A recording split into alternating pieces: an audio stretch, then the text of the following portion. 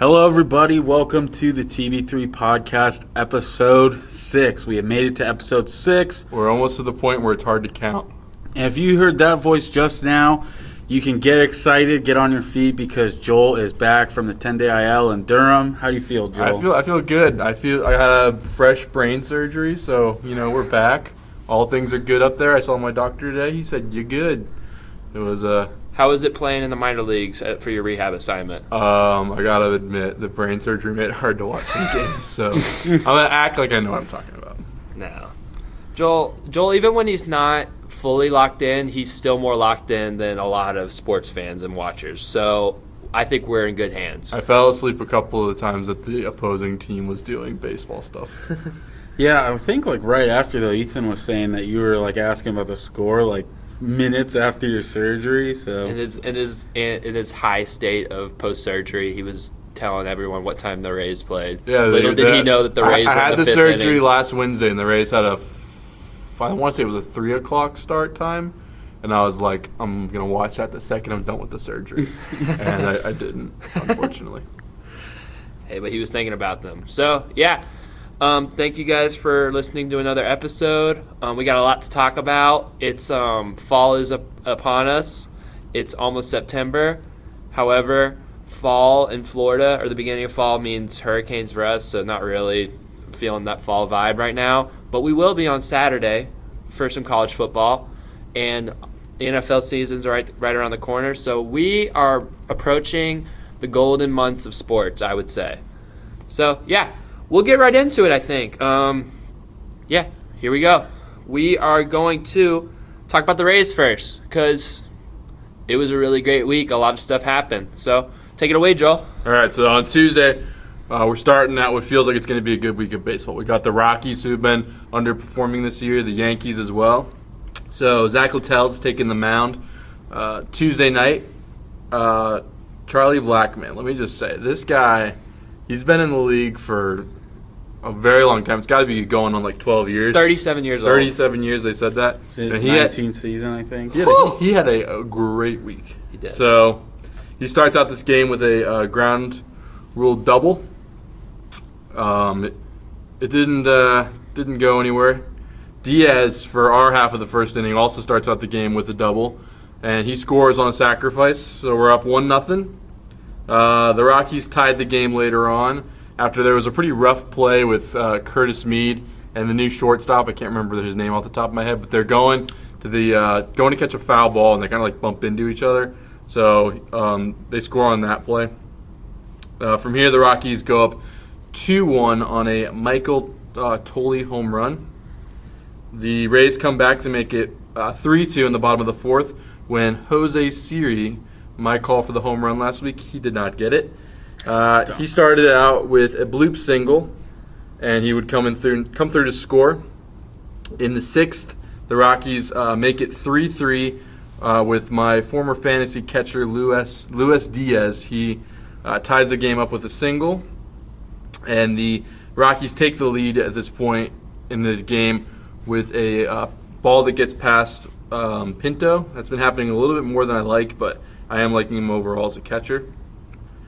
From here, the Rays come back in the eighth with a single from Christian Betancourt, and this inning just goes crazy. I think we got 9 runs in this inning. It was great. It was just we're still scoring. We're still scoring. I'm to the point where I'm like, all right, we don't need to use the bullpen anymore. All right, we're good. Okay, we're really good. We're great.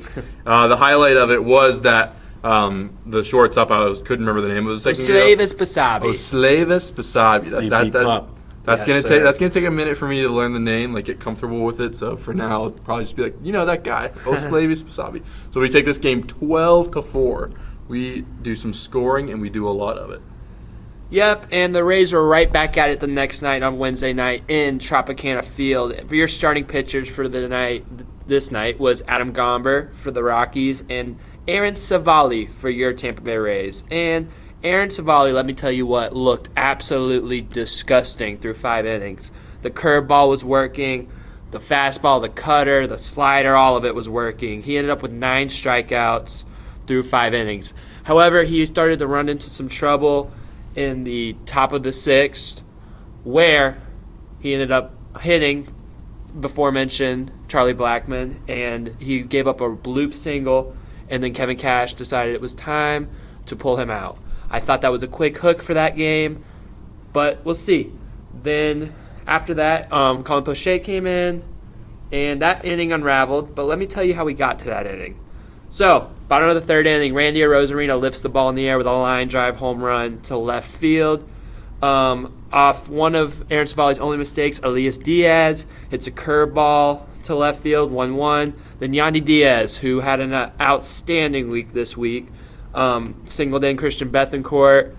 And then the fabled sixth inning. So, after loading the bases with no one out, Colin Poche gets 2 consecutive strikeouts to get us to 2 outs with bases loaded.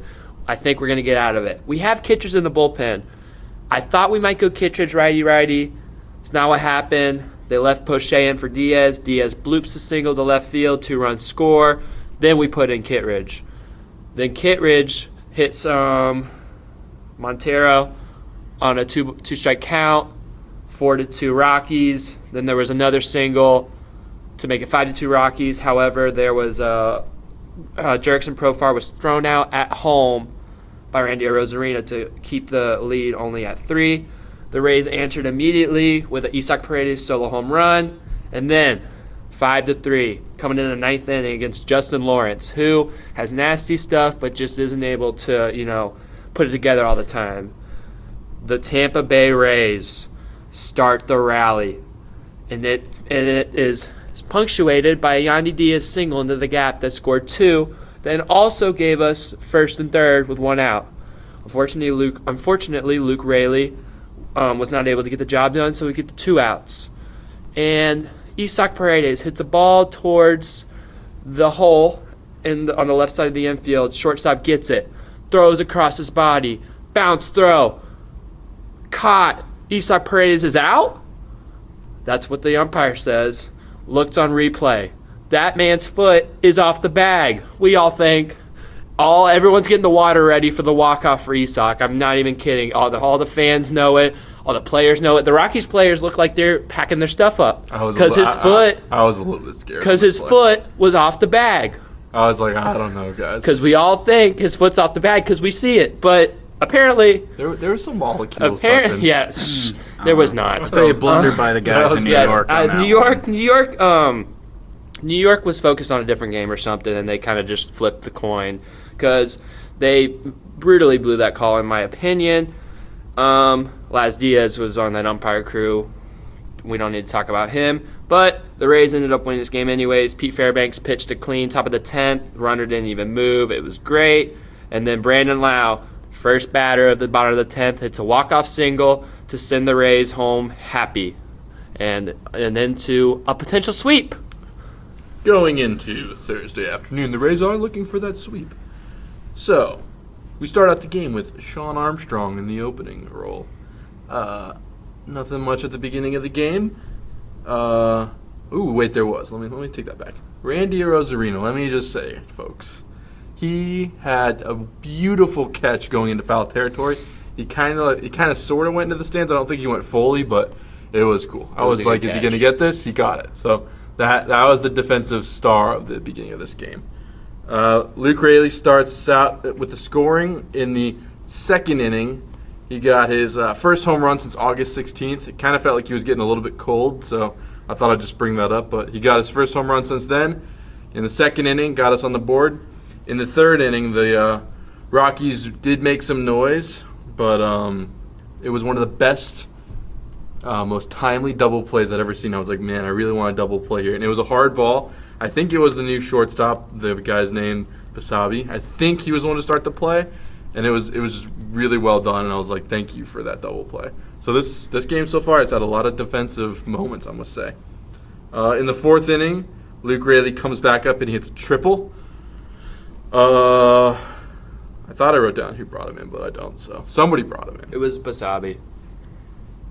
I think that was my computer taking away my word and making it corrected to something that it wasn't. Okay. Basabi, yes, Basabi, the one and only, brought him in. We're up 2-0 as a team.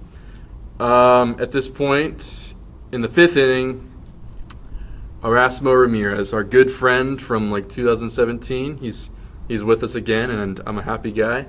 But unfortunately, Nolan John got a 3-run home run off him, so we're now down 3-2. But it's all good because Paredes comes up and hits another home run for him on the year. I thought I wrote down the number, but I'm now realizing I wrote it down. If in a perfect world, he would have 20. I think it's 25 or 26. I have it written down as 26, but I'm like, there is no way. I think it's 26. If he has 26 home runs, no, he's killing it.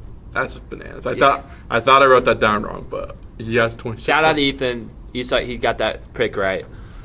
Yeah, Ethan went 2 for 2 on that, actually. Just to pull up Isak Paredes' home run stats, he has 26 this year. I thought I mistyped that. I'm like, that's too many home runs. Good research. 26 home runs. Rays don't usually get that many home runs. So Isak Paredes, if anybody thought that we lost thought we lost that Meadows trade, we did not. We won that big time. 26 home runs, and we're only on like the last day of August. So here we are. We're in the 8th inning. Game's tied at 3, and our good friend of the show, Josh Lowe, he hit a 2-run homer, and Fairbanks slams the door in that 9th inning, and we win this game 5-3. And with that, the Rays have their first sweep since the Minnesota Twins. And that was a mind-boggling stat for us to all see, but there's no time to think about this because the New York baseball Yankees are coming into Tropicana Field, and they want to right their ship with some big wins against the Rays. And this was a good pitcher for them to start off with. They have Garrett Cole versus another really good AL pitcher, Zach Eflin. And Garrett Cole, as much as I hate to say this, he was the star of the show tonight. Garrett Cole ended up going 7 2/3 innings pitched, 3 hits, 1 earned runs, 11 strikeouts. I mean, we ended up kind of making him work the first inning, and that was about the only inning we made him work. So DJ LeMahieu, who always seems to play his best baseball against the Rays, started the scoring off that night against with a solo home run against Zach Eflin, who also pitched really well in this game. And then the Yankees got an important insurance run in the top of the 6th with their rookie, newly called up Everson Pereira, hits a 2-out single to bring in Gleyber Torres to make it 2-0. But the Rays were able to immediately respond with a Yandy Diaz home run just majestically into left center field. However, the Rays had a couple missed pitches that they missed. Brandon Lau missed a pitch by about an inch to pop it up instead of into the seats. There was a questionable ball strike 3 call on a full count before the Yandy Diaz home run, but nothing changes the fact that the Rays are down 2-1 after the 6th inning. And Zach Eflin was done after 6 innings, only giving up 2 earned runs, 11 strikeouts for him. Just a really solid game from him, just no run support, unfortunately.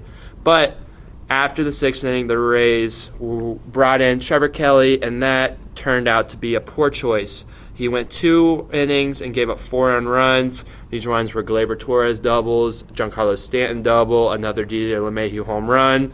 Shocker. In the bottom of the 8th, the Rays started to put together a rally after Garrett Cole left with 2 outs. There was a hit by pitch from Yandy Diaz that we will talk about later. This was a theme of the series. Brandon Lau singled in Jose Siri to cut the lead to a slam, but unfortunately the Rays were not able to get any more runs, and they ended up losing the series opener to the New York Yankees.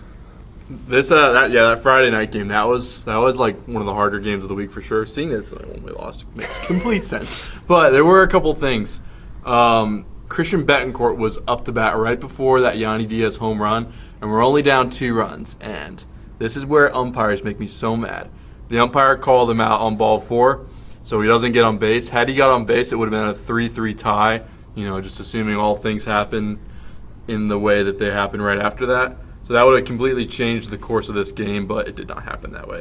And then also, Garrett Cole and Zach Eflin, I'm like, those are probably like the 1 and 2 horses for me right now in the Cy Young race. So I have to tip my cap and say, okay, Garrett Cole, you are the Cy Young. I'm sorry that I doubted you for a moment there. All right, so coming off of this tough loss on Friday night, We have Carl Crawford Day. We are bringing him into the newly established Rays Hall of Fame, so it was nice to see him. Hall of Fame broadcast moment for him, too. Hey, and get his son. Like, there's a lot of Carl Crawford stuff going on today. His son is currently playing for the Clearwater Threshers, so he'll be on the Phillies main team before you know it. So it was a nice day for us all to remember that he didn't make that catch against the Baltimore Orioles in 2011. And then another funny moment about the game is they are pointing to the spot in left field where they cut out the wall for him to make catches, but in reality what that spot in the wall is known for is Evan Longoria's game 162 home run. So I just found all that kind of stuff funny. It was like, we're honoring Carl Crawford, but all I can remember is the 2011 failure of him and rise of the Rays. All right, to the game, though. The Rays get 2 runs in the second inning, both on sacrifice flies. Josh Lowe brings in Randy Arozarena on a double in the third to make it 3-0. So early and out, the Rays are up. Tyler Glasnow looked awesome in this game. I was looking for a no-hitter. He had it going into the 6th inning, but DJ LeMahieu, he had himself a series, I will say. He's one of those guys where you assume he's good just because when he plays against the Rays, he looks awesome. It reminds me of a couple of years ago, Jackie Bradley Jr. on the Red Sox. He always looked like trash, and you'd hear him like at ESPN talking about him like he's a star. But it was just because when he played the Rays, he looked terrible. So for DJ LeMahieu, he looks awesome when he plays the Rays. So I just assume he's really good. So we're up 3-0. The Rays bullpen again this week. They were lights out. They got this game closed 3-0, and that is the tying game in this series. So the Rays are up. The Rays are tied in this series, 1-1. Let's find out what happens on Sunday. And I will bring you guys the rubber match here. It's a Rubber big match. game. All the TB3 boys said 5-1 is what we think the Rays are going to do. In order for the Rays to do that, they got to win this rubber match, which they have been so successful in doing. However, it started off great. So this started off with a leadoff of Randy Arozarena single. That's just a harmless single, right? Nope. Steals second. Higashioka overthrows the base. Randy's going to third. Third baseman Oswald Peraza does not field the throw into third. Gets past him, also gets past the pitcher, Carlos Rodon. Randy comes all the way around, punctuates that with an amazing slide to score, make it 1-0. Love to see that from the Yankees. And then Brandon Lau on the next pitch, on an 0-2 count and all that mayhem, Rodon was obviously not thinking about his pitching, throws a fastball down the middle. Brandon Lau crushes it to the Rays tank. Unfortunately, there's a net over the tank, but still, we know it would have happened without the net. Splashdown! Yeah, there was probably it touched a little water, so it's still a splashdown. Did He would have been it upset. ever fall? I don't think the ball ever fell. I don't know. No, I don't know. But it probably came down and hit the water, kissed it. I don't know. So we're feeling good right now. We're feeling like the Yankees are doing everything wrong. However, Zach Littell was susceptible to the long ball today. He ended up giving up 3 home runs, one to Kyle Higashioka, a solo, another home run to DJ LeMahieu. Get that guy away from me. And then the kid, the chicken parm guy, Anthony Volpe hits a 2-run home run to put the Yankees up 4-2. Carlos Rodon seems to settle in. He ends up going 4 2/3, but the Rays are able to knock him out and get to the bullpen, which has been a good thing for us against the Yankees.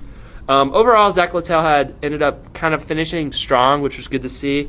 He went 6 innings pitched, only 4 hits, 4 earned runs, unfortunately, and 4 strikeouts. But honestly, the way he closed out that game was pretty impressive, and it was good for him to get innings. After that second and third inning, even the outs he was getting were kind of loud outs. So it was good. It was a good finish from him, and I was pretty proud of the way he finished. Now back to the scoring. Bottom of the 6th. Now this is the second inning in a row the Rays have loaded the bases with 2 outs. This all started with a Christian Bethancourt single. Now, we're 2 outs, 2 strikes. Sliders thrown by Ian Hamilton. And I mean Harold Ramirez just dinks that thing all the way off the plate. It's looping. Is it going to be caught? No. It's going to drop. The Rays are going to tie the game. Harold Ramirez, he's pumped up. Big hit. Might have been a misplay from Gleyber Torres, but you just got to put the ball in play and see what happens, and that's what Harold did. And then There's a stolen base by Harold to put 2 runners in scoring position. Wandy Peralta comes in to face Brandon Lau. Wandy Peralta has done really good against Brandon Lau. I think he was 0 for 7 prior to this at-bat. Screamer into right field, single, scores 2 runs. Rays go up 6-4. The show right now kind of feels like to this point, it's like, on this week's TB3, is Brandon Lau hitting it all? Yeah, Let's find out. We're really dramatic right now, yeah.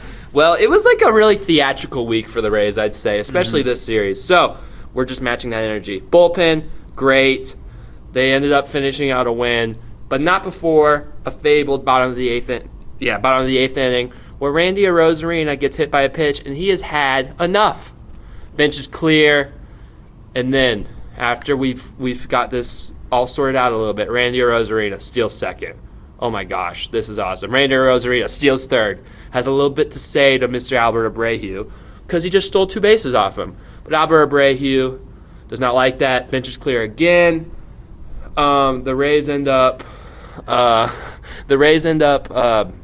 Lau ends up doubling home the Randy from third. Rays go up 7-4, and that is your final score. I think we're going to talk about the Yankees and their shenanigans and right now. But I just want to say, Rays 5-1. We all got that right. Sweep against the Rockies, 2 out of 3 against the Yankees. It was just a good week in Rays baseball, I'd say. Yeah, shout out to the TB3 boys again, getting it 5-1 across the board. Even Ethan filling in, he said 5-1. So you love to see it. He's batting 1,000 right now. Yeah, he is. He's perfect right now. So bad. Yeah, I did want a Yankee sweep. Look, I'm happy beating the Yankees any day out of the year. It just makes it special right now because they're struggling so much. The Rays in 2023 did not lose a single series to the Yankees. That's and true. that's you can go home with that. amazing. Yeah, they had a stat on TV. I didn't write it down, but the Yankees haven't won a series in a long time. Yeah. It's crazy. No, it's like since July. Yeah. It might be since the beginning of July. I think it was like mid-July. Yeah. But it was like, please, Rays, don't you dare lose this series. I don't want to hear about this. Yeah, so I think we should just we're all thinking about it. It's fresh in our brains. I mean, what is the Yankees' problem, man? I mean, I don't understand. I understand they're not trying to hit the leadoff batter in Randy, but there was 12 hit by pitches of the 12 Rays batters were hit in that series. Yeah, and to go further back, since 2020, there's been 35 Rays batters hit by Yankee pitchers, and the Rays have only hit Yankee batters 20 times. So you can see there's an increase for the Yankees. I just think when you look at the history of the AL East and for the early part of the Rays franchise, they were kind of the little brothers. And now, let's be real, the Rays have been the top dogs for the last decade almost. A couple World Series, bunch of playoff runs in that. And I think they just I think the Yankees are sick of little brother becoming big brother, but they're just a bunch of old heads. Their fans are old heads. They live in the past, and this is a new league. The Rays are the kings of the AL East, and that's how it's going to be for a while, in my opinion. Do you guys think the Rays should retaliate on some of this stuff? Like, we missed our chance this year, but should we be throwing at them? I'm not a fan of I feel like 2024. You it's got to start new. I'm not a fan of it. I think it's immature. Here's how we retaliate. Just pimp your home runs a little harder next year in 2024. All you Rays players. And I think they already do that. Randy especially. Yandy does that bat flip every time he makes good contact. I know you guys all know what I'm talking about. Him too. Yeah, so I think if you give him a little extra after your hits and your success, that's okay. I think Brandon Lau had a great quote saying that we don't really need to worry about them. They're our last place team, and that's what it really boils down to. And I think when you look at the Yankees for years, I mean, for the modern Yankees, this team with Aaron Boone, a lot of their players coming out of the bullpen are right-handed sinker pitchers. They got nasty stuff, a lot of them. Clay Holmes, Loizaga, Michael King, Abreu. All these guys throw these two-seam sinkers that run to the arm side. So for the Yankees to continually pitch inside on Rays hitters, knowing that there's a high likelihood that this pitch is going to run in and hit them, is it's getting to a point where it's almost like they are intentionally doing it, even if they're not telling their pitcher to plunk the Rays. They know it's going to happen, and at a point, it's just going to boil over like that. And I see it as a very entitled thing from the Yankees and their organization and their fans and stuff like that, where they're like, we're just trying to bully you off the plate. We are the Yankees. We can do whatever we want, but that's not how it's going to go. The Rays will not put up with that. The Orioles aren't putting up with that either. So that's just not how the Yankees are going to have to revitalize their team, because they stink right now. They're going to have to actually make good baseball moves. They're not just going to win off name recognition and what their reputation is. I wonder where they rank in the league as far as hit by pitches go, because you make a good point. It's just that's the way that their pitchers throw, so they got to be top 5. Yeah, but the way, I mean, because again, we're not baseball players, and one person who is Randy Rosarina, and he was saying it's intentional. So I'm going to side with Randy on that. Makes sense. And I'm going to still think they might pitch inside a lot, but I think it's intentional. And they're frustrated. You go down and play division rival, and you get your butt kicked. So I think it's all frustration. I wish they would have let him go. Oh man, I'd love to see a brawl. Yandy Diaz, he walked out of that dugout. And I don't know if you guys ever watched some Batman animated series, but dude, No, I don't. he looked like Bane when Bane injects himself with the juice. Like, he was walking out like the Hulk over there, dude. I was scared, and I wasn't even in the building. That look would make a nice GIF. I don't want that. Yeah. And shout out to whoever is under the mascot of Raymond, because did you guys see how quick so cool. he put on boxing gloves and looked like Creed out there? I don't know. That was the quickest.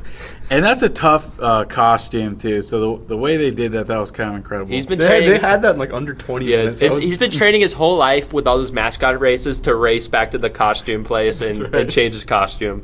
That was awesome, dude. When they showed that, I was like, this is the best thing I've ever seen, because he had the hoodie, the gloves, everything, man. It was awesome. He was punching hair. Yeah. But yeah, you brought up the Brandon Lau quote, which is awesome. And this is Monday, August 30th? 28th? 20th. You'll be listening to 28th? this probably Yes. on September 2nd, maybe. Yeah, so anyways, Mark Topkin tweeted you can buy the shirt with the Brandon Lau quote on it, and also says Road to Troptober. So I love that. Ooh. If you're interested, Mark Topkin on Twitter, he's a Rays beat writer, so I might be buying one. might have to look out for that. That's awesome. I want to there's a Glasnow shirt that says Troppenheimer, and I'm so tempted to buy it because it just looks sick, so we'll see. Some random news there. Yeah. So, I mean, I think we've gone on our Yankees rant. We're not going to see them again. They're like we said, they're last place. We don't really need to talk about them more. But we had this week as a whole, was really strong week. There was some late game heroics against the Rockies, which was like some of the beginning of those games were frustrating, but a sweep's a sweep. Yeah, a sweep's a sweep. I was a little concerned with it just because of how bad the Rockies are, and especially, too, like, when they played Austin Gomber. That dude has, like, a 7 ERA, and he kind of had his way with them for the first couple innings. It's like you said, a sweep is a sweep, but when you play bad teams like that, you got to put them away early, especially when some people might have looked at the box score from the first game, and it looked like a Rays blowout, but really – we were sitting on pins and needles there for most of that game because it was so close. So, yeah, I love the sweep. I love the 5-1, but let's put them away a little bit more, especially with the team as bad as the Rockies. They got a lot of AAA guys who are on that Major League roster. I've been on this show saying every week that the Orioles have this magic, like they have this pixie dust that's on them. So it was nice to see the Rays kind of borrow some of that for this week. So with all those comebacks and late heroics, it was really nice to see that. But I will have to put a little bit of sour pinch on that by saying that even when the Rays did a good job of it, the Orioles' week was maybe even a little bit more magical than our week. The Orioles did really good this week. I'm like, come on. Yeah, we gained the game on them. They did good, Yes, but there gained the is game. some big news out of their camp with their closer, Felix Bautista.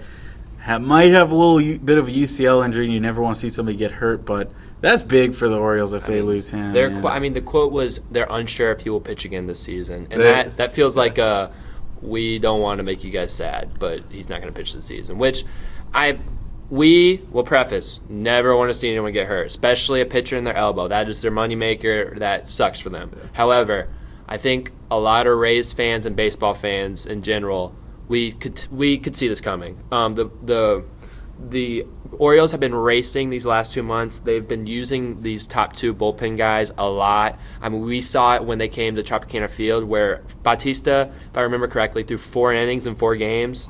So, I mean, obviously you want to win these games. Every game's huge. Not one game means more than another game, but you also have to be thinking big picture if you're Brandon Hyde and the Orioles, and I just don't think they did a good job of this. And that's like part of like they're a young team. Their managing team has never managed a playoff run like this. So that's part of when we're talking about, hey, they're gonna young team and experience, like that is part of it. So we'll have to see how that affects this division race. This is definitely where they're going to learn as far as their tenure goes, is you're not trying to win the regular season. Yeah. Cliche, but true. I think let's get into some of these hot hitters. What do you want to talk about? I was wondering if we were touching on betting court. I didn't know if you guys did that last week or not. Not betting court. Oh, Sorry. So, breaking news out of the Rays organization. We all know and we love him. Francisco Mejia was reinstated off the 10-day IL with a MCL sprain. But as soon as he comes back, the Rays DFA'd him. We didn't really know his future, but there is some good news if you're a big Frankie fan. He did sign with the AAA affiliate Durham Bulls, so Let's go. he's still a part of the Rays organization. We didn't lose him, guys. Yeah, we didn't lose him. We don't know what his future holds as far as will he be on the playoff roster, but as of right now, the Rays are riding with Renee Pinto and Christian Bethancourt. I think if I was a betting man, I think we'll see Francisco Mejia on the Rays before the season ends. If Pinto keeps up with this letting these pitches go past him streak he's on, like it's getting pretty noticeable, I think he'll be back. So I'm glad. I did not know he was back in the system, so that puts a smile on my face. Yeah. And that makes the soapbox I was going a little bit less good, but I have my soapbox right here, so I'm gonna go on it. So Luis Patino and Francisco Mejia, those are the two prime pieces we got from the Snell trade, and a lot of people see that trade as a major loss. So I'm glad to know that we still have a little bit of a glimmer of hope with Mejia being around. And I think part of the reason why we took that trade so willingly and so quickly is because we wanted to get rid of the drama that was the 2020 World Series, and we just said, probably from Stu. Stu probably said something to the front office along the lines of, just take the first trade you can get. Like, we need to kind of get this fire quenched before it gets any worse. So that's just me saying that. I don't know. So now in hindsight, we look at this trade, and this trade was a pretty monumental flop. But that's not to say that that Francisco Mejia is not going to light it up next year, and that blanking on the pitcher's name. Well, he's with the White Sox. He's not even with us anymore? We changed for like $100,000. Cash considerations. Yeah, I mean... Then my soapbox is justified. I thought that guy was still on our team. I would say, you can probably say that the Rays lost the trade to the Padres, but I think the Rays only make this move if they've been seeing something in Renee Pinto and Christian Bethancourt that they like. Like, obviously, if they weren't liking what they were seeing, they would put Francisco Mejia right back on that MLB roster. So, and we saw both of them, Bethancourt and Pinto, get home runs last week on their West Coast road trip. So it should be a motivation for both of them that the Rays have decided to go with them as the two catchers for now. So hopefully that will give them some more of a boost and also push them, because now we know that Mejia is sitting in AAA ready to come back. So hopefully these catchers will heat up. Yeah, and I think Mejia might be going through some fatigue. Like, they might just be like, you're back on the team, but just take a break. MCL's kind of difficult. Like I've said, I think I said it. He came back quick. Honestly, for a knee injury. Yeah, especially as a catcher too. I mean, you're squatting down or bending down the entire game. So I mean, that's definitely probably hard on it. So yeah, I think to just piggyback on what they both said, both points. I think a little bit of healthy competition is never bad. I think some of that healthy competition, like we were talking about how Mejia's return was on the horizon, might have been why we're seeing such good numbers from Bethancourt and Pinto. I think for Renee Pinto, if he just keeps up these quality at-bats that he's having, because they really are good at-bats and he's having good results, walks, hits, extra base hits occasionally. If he keeps that up, I think he's going to be a part of this team, whether it's he's a pinch hitter only that we can just put in for catching duties if you don't want him catching defensively for the whole game, or if he is like, if it's a lefty, or if you see a matchup, if he is the starting catcher for a playoff game, for a big game. I think that's cool because he goes good at bats. And also for the Snell thing, the trade, I think as a lot of Rays fans, I don't think the fact that we traded Blake Snell is our biggest concern with that trade, or just regret. But I do think, I think it definitely felt rushed. I agree, and the stuff we've gotten back has just not been the type of things that we could have got back and what the Rays normally do with trades like that. So I want to apologize for my soapbox, guys. I just remembered there was another player that the Rays got in the Blake Snell trade who is not up yet. is it Xavier Edwards I'm trying to look. or Xavier Isaac? You guys can talk, and I'll just be like, Yeah, I want to say, wasn't it like a 5-player trade? They got like 5 prospects or something. Well, for we Snell. traded. Didn't they get Cronenworth in that trade too? Like we gave them Cronenworth. We traded Jake Cronenworth, but he might have been in the Tommy Pham trade. Yeah, I'll have to look. Because we traded like 3 times with the Padres in like a year span. So I don't really. Blake Hunt was in that, so he's somebody to look forward to. And I think, if I'm not mistaken, I think that there is some high expectations for this right-hander named Cole Wilcox. Oh yeah. He's a pretty. So yeah. I apologize for my soapbox. In a couple of years, I'm going to be like, hey, remember that one time I was stupid on that show? Because Cole Wilcox is the best pitcher ever. No, it's. And Blake Hunt is the second coming of Buster Posey. Yeah. No, I agree. I don't think a lot of people are spinning it as like a huge loss. I don't think so. I think it was definitely a Rays loss trade, but it's not like a huge L for us. So, I mean, unless, I hope Mejia comes up and swings a bat like he did right before the injured list too, because he was swinging a hot bat. And I think all of our catchers kind of combined for your perfect catcher. Like Bethancourt has the arm, and I think he has the best control of the pitching staff. Pinto has like the most quality at bats, I'd say. Bethancourt probably hits the most line drives, and then like Mejia has like the most like pop, like, and then like weird ball hitting ability. And then also I think he's the best blocker of pitches is Mejia.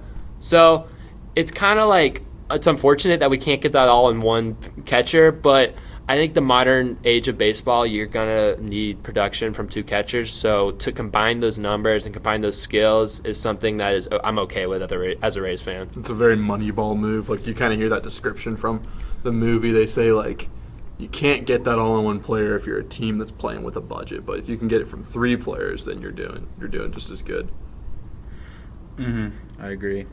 So I think Will's looking up that trade thing right now. So I'm gonna give you guys some who's hot and who's cold this week for Rays baseball. And let me say, last week we were talking all about how the bottom of the order was doing great and how it was like a total team 1 through 9. And not to say that the bottom order didn't do good this week, but this week the big dogs came to eat. The big dogs came to eat, and that includes Isaac Paredes, who went 8 for 24 with 2 home runs and a 1.74 OPS. And there was also Randy Arozarena, who, like we said, has just been more consistent and having the last 3-4 weeks has been really solid to really good. He went 6 for 20. He had a 444 on base percentage. Very good. That's probably been the most impressive thing about Randy recently is he's getting on base. He's walking. He's not chasing. It's good. He also had a home run and a 944 OPS. Yandy Diaz, and keep in mind these numbers are only in 4 games because he missed the last 2 with a sore forearm, but he should be back this week. He went 6 for 16. He had a home run, 6 RBIs, 1,069 OPS, and a 444 on base. So just outstanding stuff from our best player. And then Luke Raley also had a really nice week, which like Joel said was really nice to see because he had a pretty cold last couple of months. Luke Raley went 5 for 16, a double, triple, and home run, and he hit a single this week, so he went for the cycle. He had a 1,000.001 OPS, and then Brandon Lau with another really nice week. He got that home run for me to get my prediction correct. He also had 6 RBIs, 7 for 20, and a 959 OPS. So what sticks out to you guys from that group of hot Rays?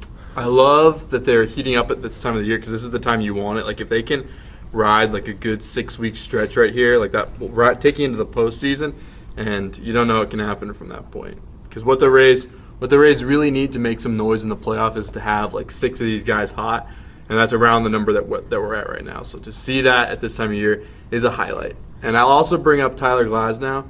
His it might have been 1 start, but if it was 2, it was just 1. His 1 start this week really just excited me because having a guy like Shane McClanahan go down, you kind of lose that feeling of your number 1 guy. So Tyler Glasnow just like really stepped up for me this week. He's stepping up big time. I just to hop off of that, yeah. His batting average, or opponent's batting average, at the start of the year was in like the 200s. Now it's sub 200, so it seems like he's just getting better and better. He was a July pitcher of the month, so Yeah, he had that one hiccup up against the Angels, but other than that, I mean, his last 8 to 10 games have been sensational. And even with the Angels, just a lot of unlucky hits that was and unlucky. stuff like that. So, yeah, I'm a big Josh Slow guy, and I just have loved to see his progression from last year to this year. And just stay hot, buddy. Stay hot, man. I'm rooting I for you. think Josh Lowe, the most impressive thing about him recently is he's hitting the fastball. Earlier this year, it was doing most of his damage off breaking balls and off speed pitches, but recently he's been mashing fastballs. And this is including elevated fastballs, low fastballs, all types of stuff. And this isn't just like 92. This is like, I mean, we remember that Angels single. That was Estevez who threw it like 99, 100. Like, he's hitting velocity, which was his weakest part, and he's improving that, not just season to season, he's improving it within the season, which is just great to see. I think the Rays are such a big threat when Brandon Lau is going good. And the key for Brandon Lau, we've talked about this before, is just to limit the strikeout. When he's making contact, it's normally hard contact. I think I saw he only had 1 strikeout this week. Yeah, I think it was 1 to 2 or something like that. And it's just when he's going like that, the Rays are a completely different team. To have that lefty, like, insane power bat is just a whole different look for the Rays. Yeah, he boosts them so much. And, again, another clutch moment, too, a walk-off in there, a huge home run in the Sunday game to take the lead. And so, single. Yeah. Single, yeah. So, yeah, when he's hot, they're so dangerous. And, yeah, another podcast listener there because I feel like ever since we talked bad about him, he's just kind of gotten better and better. And his better numbers and better. He needs that. He needs a little bit of bad attention. Ever since TB3 has been created, I think his stats are probably insane. It was literally like fuel. We'll have it to literally dive was. deep into that. That will be a segment. It's true because I was gonna say that he had a little bit of a hot streak a minute ago, and he kind of went quiet, but he's come right back. So I'm like, that was just that was not a Brandon Lau cold moment there. That was just a normal play. Yeah. Even his cold streak was not. as it bad was as not. It wasn't bad at all. Like, you barely even noticed. Yeah, it was just like he's just hitting a couple singles, not hitting extra base hits. But yeah, no, I agree.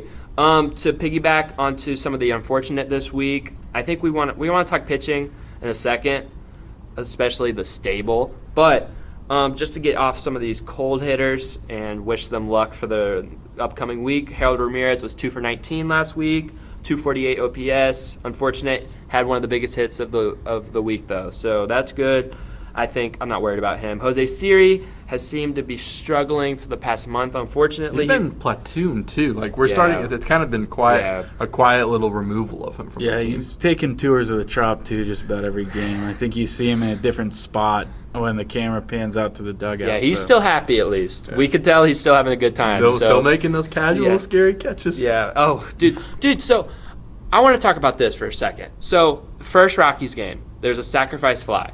And Jose Siri catches the ball, but he like drops his shoulder to catch the ball lower, and we're like, oh, it's one of those Jose Siri stupid little catches, right? Kids, don't do that at home. No, but what he was doing, this is actually smart, was he was trying to catch it like not at the apex, lower, so to try to get the person on third to leave early and double him off. I did see the recap of that today. That was cool. So I was like, you know what, Jose Siri, smart play. Didn't work, but I appreciate you trying. And you still caught the ball, so I don't care. As long as he catches the ball, I don't care what he does. I'm glad like the announcers brought that up because I would not have noticed. Yeah, it wasn't even Brian Anderson and Dwayne Stats. I heard it from the Rockies guys. So, yeah, it was the Rockies. I heard the recap. So you missed that one, guys, but you guys are still the GOATs, and we love you, Brian Anderson, Dwayne Stats. Jonathan Aranda was 1 for 9, and we did talk good about Rene Pinto, but he was 1 for 9 too. So those are your cold Rays, a lot less cold than hot, which is great to see. Mm-hmm. So anything sticking out from those guys? I want to stay positive. Yeah? I want to get to the bullpen. Yeah. I want to get to the stable. That's me making a horse noise because the stable's back. We got a stable full of arms. Yeah, man. Let me just say, I'm going to shout out, my Ray of the week. Has to go to Snake Eyes Pete Fairbanks, man. He went 3 innings pitched, only allowed 2 hits, no earned runs, 7 strikeouts, 0 walks, an opponent batting average of just 182, and a whip of .67. Oh, that's awesome. Absolute domination. He got the win in the game that went to extra innings.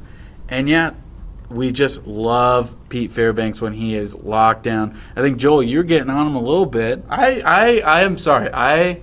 I'm a fearful guy when it comes to bullpens, but I'm about to apologize to Jason Adams right now because Jason Adams has got his ERA down to 2.67. Like that's a comfortable spot. Like I think we're seeing some 2022 Jason Adams right here. Fairbanks.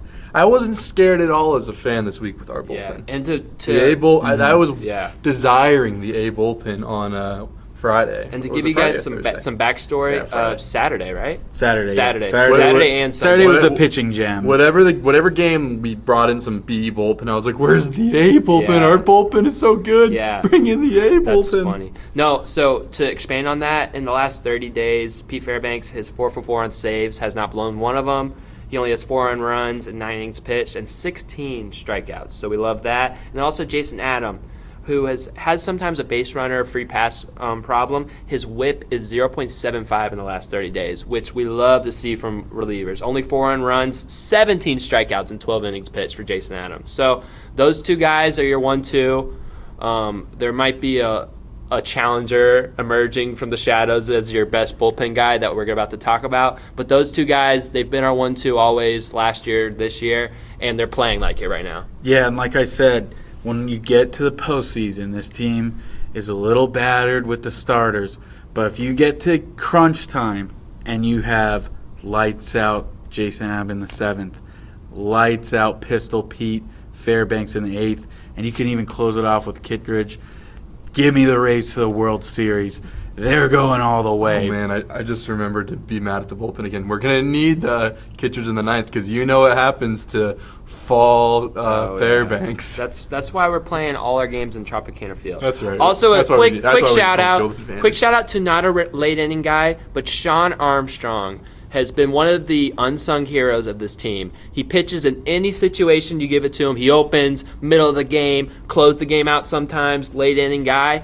Does not matter. This dude in the last 30 days is 14 innings pitched, only 2 earned runs, and a 0.64 whip. I mean, that is some great stuff. He has just been nails. And he's a prototypical Ray, man. He doesn't care where you put him. He just gets outs and outs and outs. And I love it. Yeah, just for anybody who's not a baseball savant, a whip, which is like your walks and hits per inning pitch, anything under 0, if you get in a sub-0 or sub-1 per se, 0.6, 0.4, that is unreal. Yeah. That is unreal. Yeah, usually a good reliever hovers around a 1 whip, sometimes a little over, sometimes a little above. But if you're getting to 0.6, 0.7, 0.5, some guys do that, the really elite guys, but that is all elite stuff. And speaking of elite, we gotta talk about Bob Stevenson. Yeah, Bob Stevenson, man. Some people call him Bob Steve. Some people call him Robert Stevenson.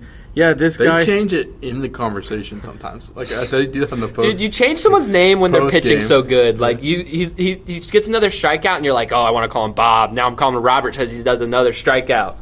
It's great. Just to expand on some of his numbers in his last 30 days, because that's what I was on, and 9 1/3 inning pitched, 16 strikeouts, only 3 earned runs, and we're going to talk about this, a 0.43 whip. That is your elite of the elite stuff right there. Mm-hmm. Yeah, to go even further, some of the advanced stats too, since they traded for him in June, he's pitched 25 and 2 innings. His swinging strike rate, 27.9%. That's first in Major League Baseball out of any pitcher, and he leads it by 6.5%. His strike-to-walk ratio, 33.3%. That's third in the MLB. And, Colby, you had his FIP rate, didn't you? I have his whiff. Or So whiff, his whiff, yeah. So his whiff rate, which is a swing and miss, like percentage, people swing and miss. And these are on his non-fastball pitches, so it would be cutter, slider, and splitter. All of those pitches have over 40% whiff rate. So this is almost half the time people are swinging and missing at these pitches, and that's not even accounting like called strikes where they look at it. I mean, it's stuff elite. It's like ever since June, I'm pretty sure they flashed this graphic on TV, but it's like top 3 AL reliever whiff rates is number 3 is Chapman, number 2 is Felix Bautista, number 1 is Rob Stevenson. I mean, he's just been amazing, and his stuff is gross. Just nasty, man. He also has a 36.2 strikeout rate. That is what you want in a bullpen arm. You want double plays, strikeouts, Yeah. pop-ups, and that's 36%. Yeah.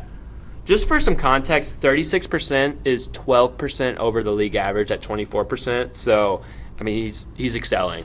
Yeah, it's one thing to put up good stats, but it's another thing to lead all of the MLB in it. There's so many arms and so much talent.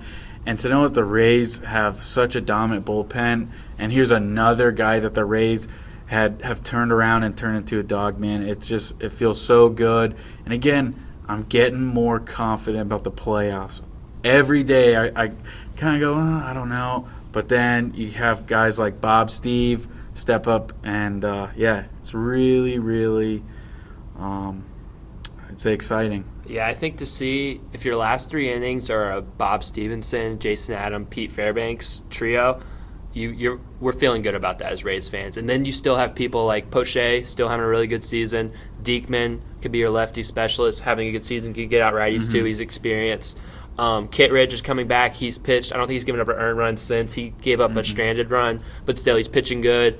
And then Sean Armstrong. That was the guy I'm missing. So that's 7 people that, I feel very comfortable when they're coming in. So, and even you got Kevin Kelly on IL. I don't know what he's going to come back to do, but still. They might be giving him some rest just because. But still, he had the longest scoreless streak of any Rays reliever. Yeah, I was going to bring him up before you mentioned him. Yeah, that's another guy that when he comes in, I trust him, and I know he's going to do a good job. So, yeah, it's always good to have confidence in these guys. Except for Erasmo Ramirez, man. Yeah, but he's... Come on, man. I'm a hater. I've loved him since the first time he was on the team. And I feel like when we go hard on these guys, they end up playing that's true. well. Erasmo, so I'm going to be a big hater right now, and when you're listening to this in the dugout... He's going to have like a 5 innings pitch, 0 earned run. He's going to go off. Yeah, they're going to stretch him out. He's going to be like our 5th starter, so hopefully. Fingers crossed. That's kind of all... I think we should mention it. Zach Littell gave up 4 earned runs, both his starts last week. Definitely the Yankees game, he kind of got bit by the long ball. I think he gave up 4 home runs in his last, in both those games, like 3 in one in the other. And I think it was like he had given up 2 like prior to that in the starting games. So he's kind of getting awoken by the long ball, but I definitely think I'm not really concerned about it. That seems like an easy cleanup. I'm not concerned. He's been pitching pretty good, and again, he's been kind of burdened by not having the run support in those games. And this week, he didn't have a great week, but the Rays helped him with their bats. So yeah, I expect him to have a bounce back a couple games here, but yeah, not really concerned. All right. Unless you got something, Joel. I'm good to go. Let's get some Bucks up in here. Yep. That was a lot. That was a lot of Rays. That's all right. As you can see, podcast listeners, we just really like the Rays. You know what? We like both of them, but it's just 5-1. We haven't swept someone since June. We beat the Yankees. Like, it was a really good Rays baseball week. Yeah, it was a great week, and they deserve it. And again, it's going to be kind of different. You know, once we get into football season, that can distract us a lot. So we don't want to go away from the Rays, especially if you're listening and you're a big Rays fan. We will never give up talking about the Rays them. will always be one of my toppest dog. Yeah, I do really love the lighting. Yeah. So they might distract me a little bit come football season. We will. We have to talk about the Lightning. Man. It's all right. There was a Lightning update. Someone got extended. It was an 8-year extension. Was it Brandon Hagel? Yeah, Brandon Hagel signed and Radish got an extension too. Yeah, so a couple extensions. So we love the Lightning. We'll get into them. We'll get into them. Their preseason stuff's really boring. There's just nothing. We'll give you a full season preview come October, September. Yeah, we'll get into it. Might have some experts come on who want to talk about it. So we'll see. But let's get to the Tampa Bay Buccaneers. They were closing out the preseason on Saturday. They were hosting the Baltimore Ravens inside Raymond James Stadium on a beautiful Saturday evening. Looks like when the Bucs came out there, they had most of their starters. We saw Baker Mayfield. We saw Chris Godwin. We saw Vita Vea, Devin White, the cornerbacks. We saw a lot of starters, and they played pretty well. But let's get into the scoring. Bucs, their first drive did not go so well. All 3 preseason games, they've gone 3 and out, and they did. In this game, they punted away. Then It's a tradition. we see Lamar Jackson. No, we don't. We see old man Josh Johnson. Bucs alumni. Bucs alum for about like 1 series. But yeah, played for like 100 teams. I think this is his 3rd stint with the Ravens. And not so good news for the Bucs. He marches the Ravens right down the field to open up their first drive, 80 yards and a touchdown in 4 plays. Devin White was on the coverage to give up the touchdown, so not good there. Ravens didn't have a whole lot of their starters, but the Bucs would fire right back. Baker Mayfield drives the Bucs all the way down the field. Crazy play before that. Hands it off to Cade Otton. Cade Otton, the tight end, gets the handoff and rushes for 10 yards and the first down, and the Bucs weren't done there. Baker Mayfield looks off the safeties. He has Kokeeft in the middle of the end zone. Safeties bite on it, and he throws to Chris Godwin. Fire the cannons! Chris Godwin, touchdown, Tampa Bay. The score is 7-7. Then Kyle Trask gets in the game late in the first quarter, and he would send the Buccaneers down the field. They are in striking distance. Kyle Trask throws over the middle. Oh, it might be intercepted. No. Trey Palmer makes an acrobatic catch to set up the Bucs for a 1st and goal. And Kyle Trask would throw to David Wells for the touchdown. The Bucs are up 14-7. Then the Ravens are trying to strike late in the second quarter. But what would happen? Would they score a touchdown, type the game? No, they would not. Anthony Brown, the quarterback for the Ravens at the time, runs up and is tackled for a fumble by Christian Eisen, who is now the Bucs' nickel cornerback. So the Bucs make a play. The Ravens would get the ball again, though, before the first half would end with 3 minutes left and kick a field goal.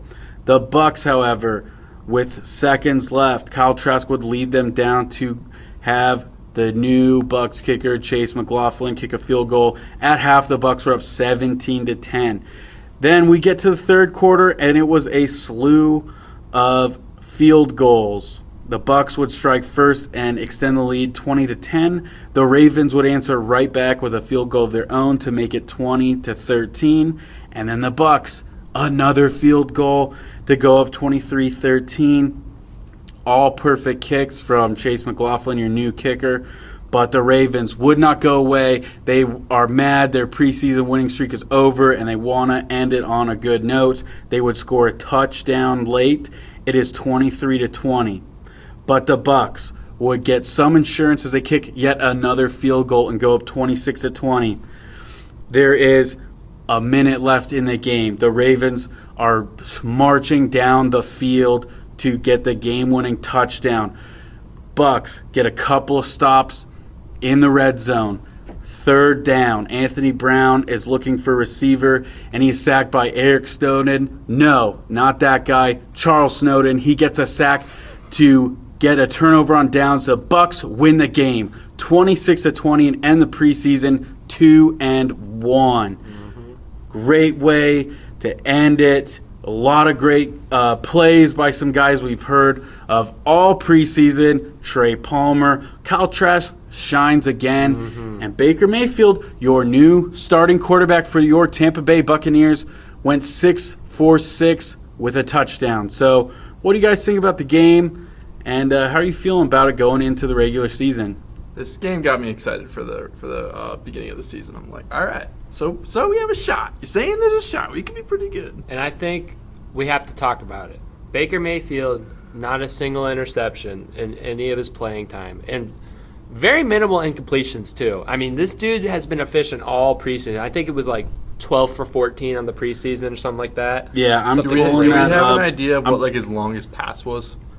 I don't think I have that. It might have honestly been the touchdown to Chris Godwin. Yeah, I mean, that was like a was there 50. anything like deep? Like was he? No. Was he, They didn't have him we throw gotta see deep. some deep stuff. Well, like that's why he wasn't having the interceptions. Yeah, for those wondering, for the preseason, Baker Mayfield went 14 for 15, 105 yards and 2 touchdowns. Like we said, 0 interceptions and a QB rating of 135.4. A perfect QB rating in the NFL is 158.3. So that's pretty close. That is pretty close to perfect. So Yeah, we're baking right now, for real. let's bake, baby. It is time to bake. But if we need a bake we have to have like a couple interceptions. Like I'll take it.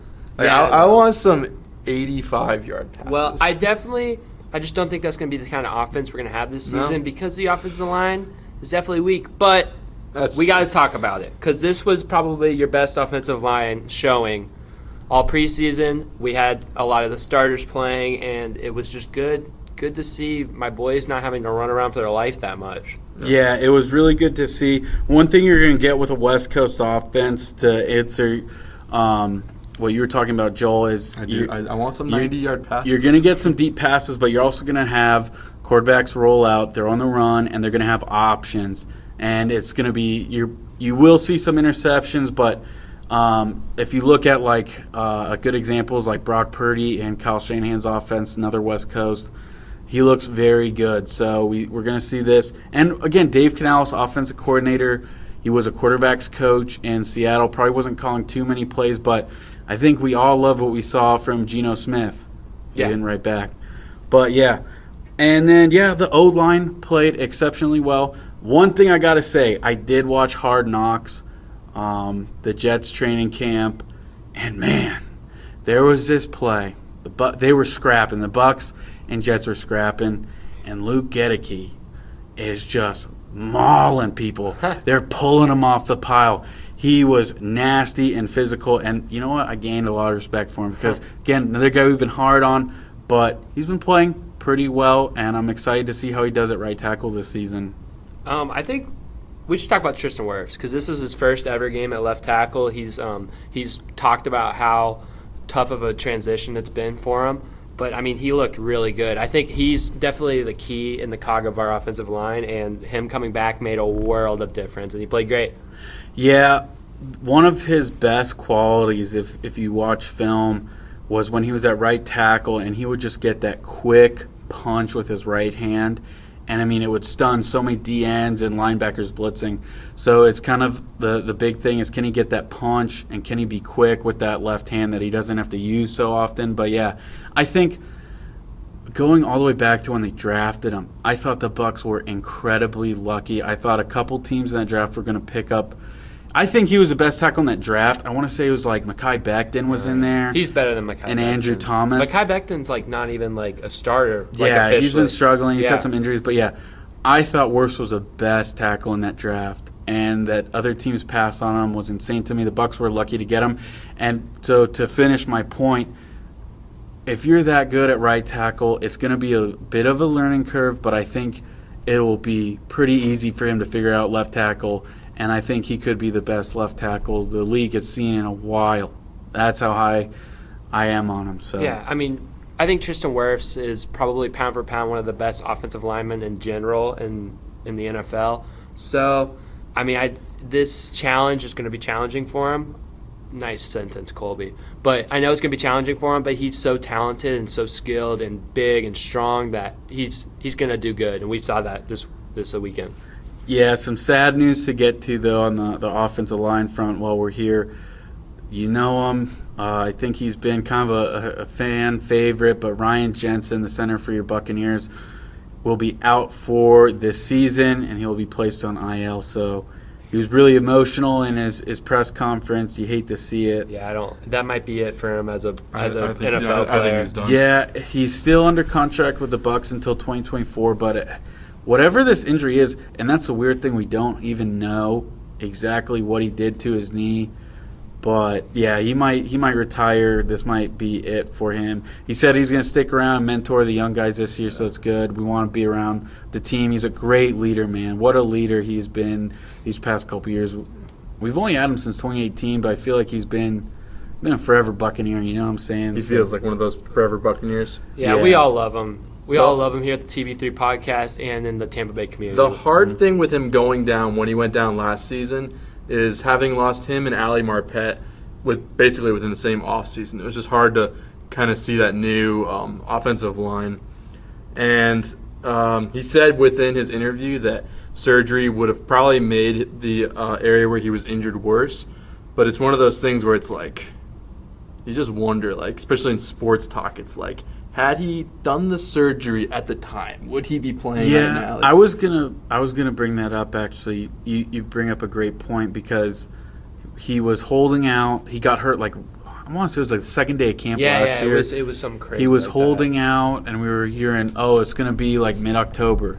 Then it was going to be the end of November. Then it was going to be by week 18 we're going to see him. And then he comes for the playoffs, and he didn't play bad by any means. I mean, the Bucs didn't play good as a whole against the Cowboys. But, yeah, you almost wonder, I know he loves Tom, and I know he wanted to kind of go right off in glory there, but – yeah, you almost wonder he should. Whatever this injury is, he probably should have sat out and shut down right away after that.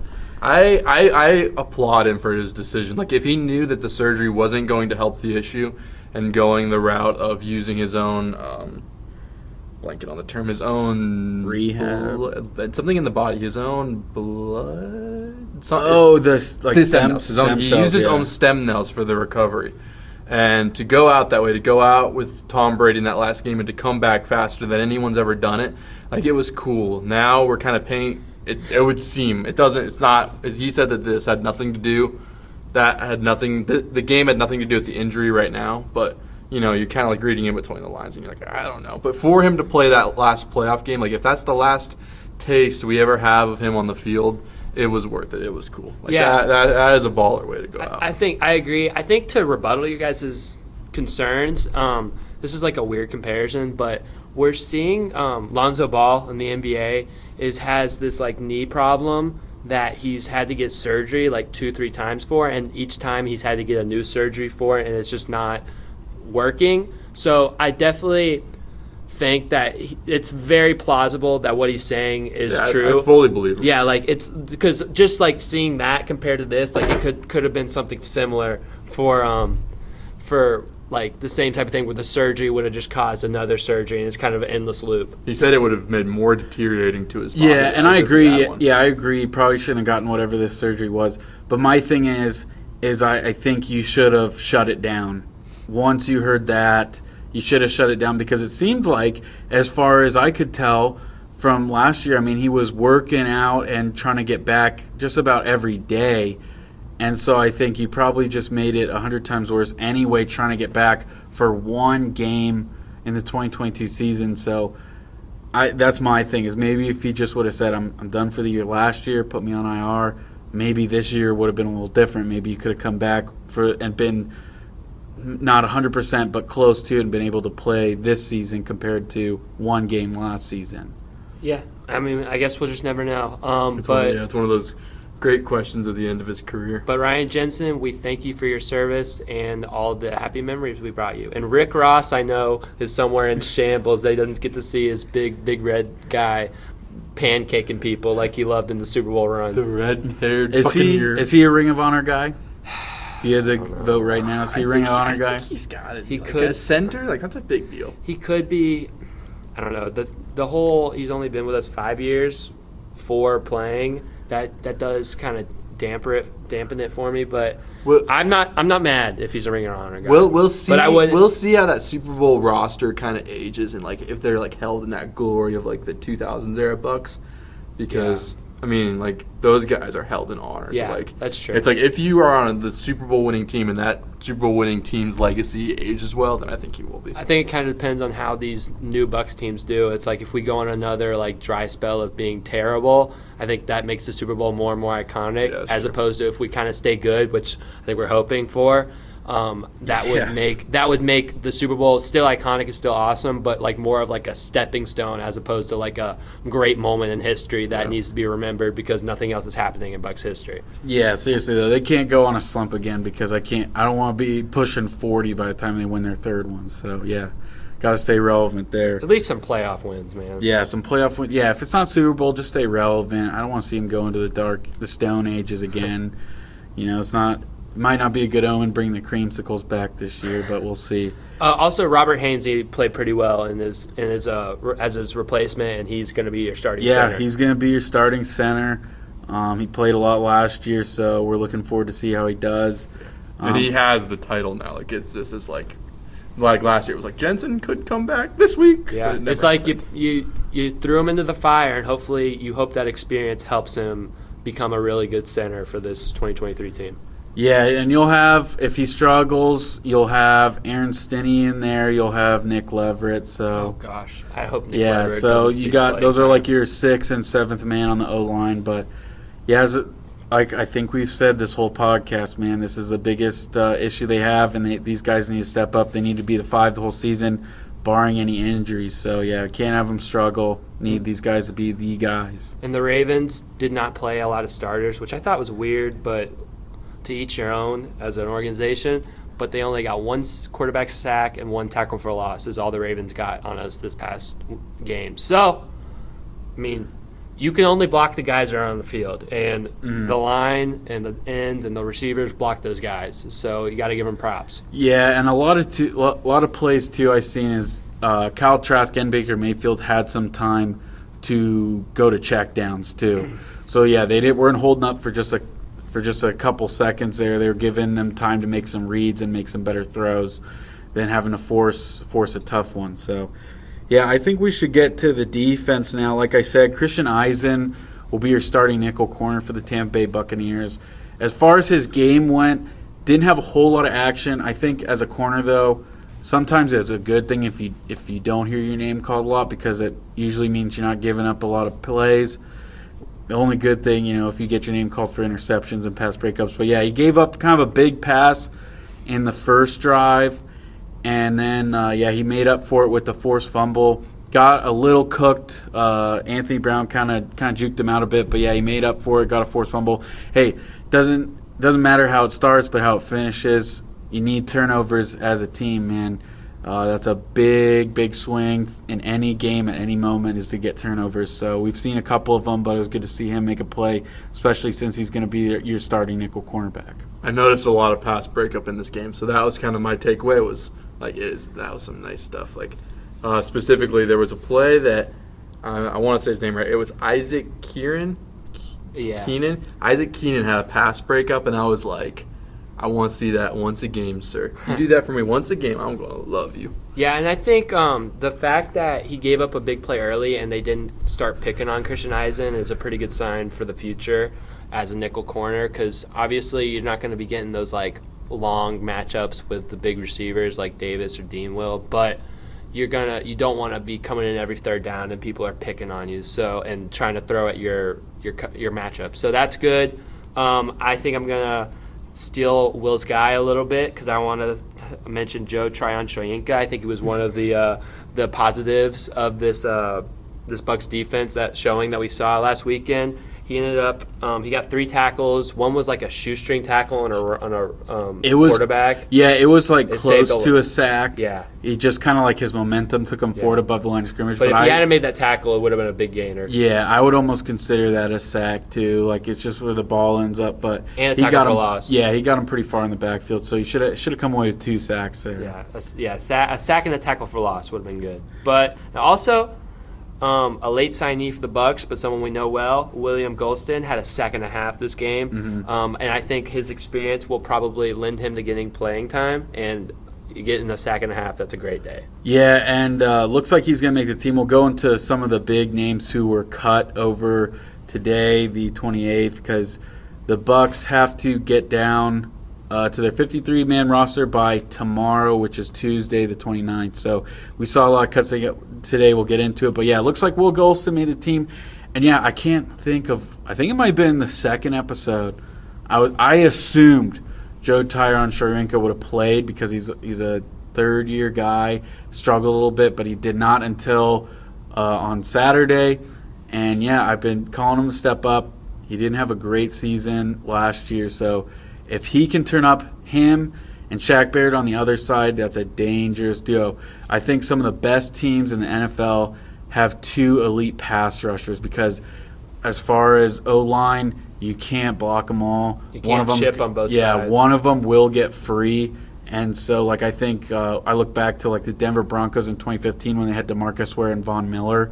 One of them was always getting free. So if we can have Shaq Barrett on one side and JTS on the other, somebody's going to make a lot of plays. So it's good to see him step up. You can even look back to the Bucs Super Bowl run where you have Shaq Barrett on one side and you have JPP on the other side. So, and that was how we won the Super Bowl against Mahomes is we were just getting four-man JPP, pressure.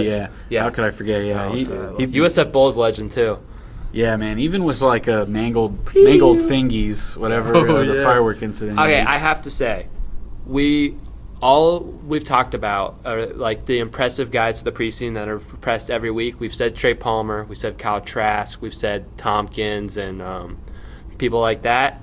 Anthony Nelson had a really good preseason. He got another sack this game. He got a sack and a tackle for loss last game. He was all over the place. He got a pick six in practice that we mentioned. Picked off Zach Wilson. Yep. So he's another one of those guys that I think you could put in top $5 this preseason was Anthony Nelson. Yeah, he had a great camp, great couple sling of games there. And again, pass rushing is everything. And what I liked especially watching this game is it seemed like just about every play he was back there. He missed a couple tackles, unfortunately. He could have had a sack. He missed one. But, yeah, he was just always in the backfield, always causing a ruckus back there, always getting in the quarterback's face. So, yeah, you can bring him in, give some of your other guys a rest. That's going to be huge for the Buccaneers. One thing to note, another D-end, Pat O'Connor has been cut by the Tampa Bay Buccaneers. He was somebody we've seen on special teams, and he's played quite a bit of snaps, but the Bucs let him go. There's just too much talent in that kind of outside linebacker D-end kind of group there. So, yeah, he did not make the team. He has been waived. To get to some of the other big names, wide receiver Kalen Geiger, you might have seen him with the ones on Saturday if you were watching the game. He was out there with Baker Mayfield. He got a catch there on that touchdown drive. He has been cut. Kurt Warner's son, if you didn't know, Cade Warner is Kurt Warner's son, legendary quarterback. He has been cut from the Buccaneers. That was a sad one to see go. Yeah, Ronnie Brown, the running back, a lot of people were high on him. He has been cut as of today. Running back Patrick Laird was also released. And the Buccaneers also DFA'd Jose Ramirez, not the one from the Guardians, a 6th-round pick. Looks like he was the only draft pick out of this year's class to get cut and not make the team. We might see him hop back into the practice squad. So I guess we'll see how that goes. But, yeah, he was cut today. So those are kind of the big names. I want to say the Bucs still need to cut 14 more guys. And I kind of want to ask you guys, I think the biggest thing is still running backs. You have Rachaad White. He's your for sure number one. Then battling for number two, we've seen Keyshawn Vaughn. We've seen the undrafted free agent Sean Tucker. And we also have Chase Edmonds. So would you guys want to keep 4 running backs on the team? Should one of them go? And if so, who? What are your guys' thoughts on that? I think we're going to need some depth on our lines this season. So I don't think you can have that many running backs. So which one has to go? That's the hard pick. I can't say it with confidence, but I can. I think you got to just ride it with 3. I can. I think we've talked about this before. I think really disappointed in Keyshawn Vaughn's performances over this preseason and last season.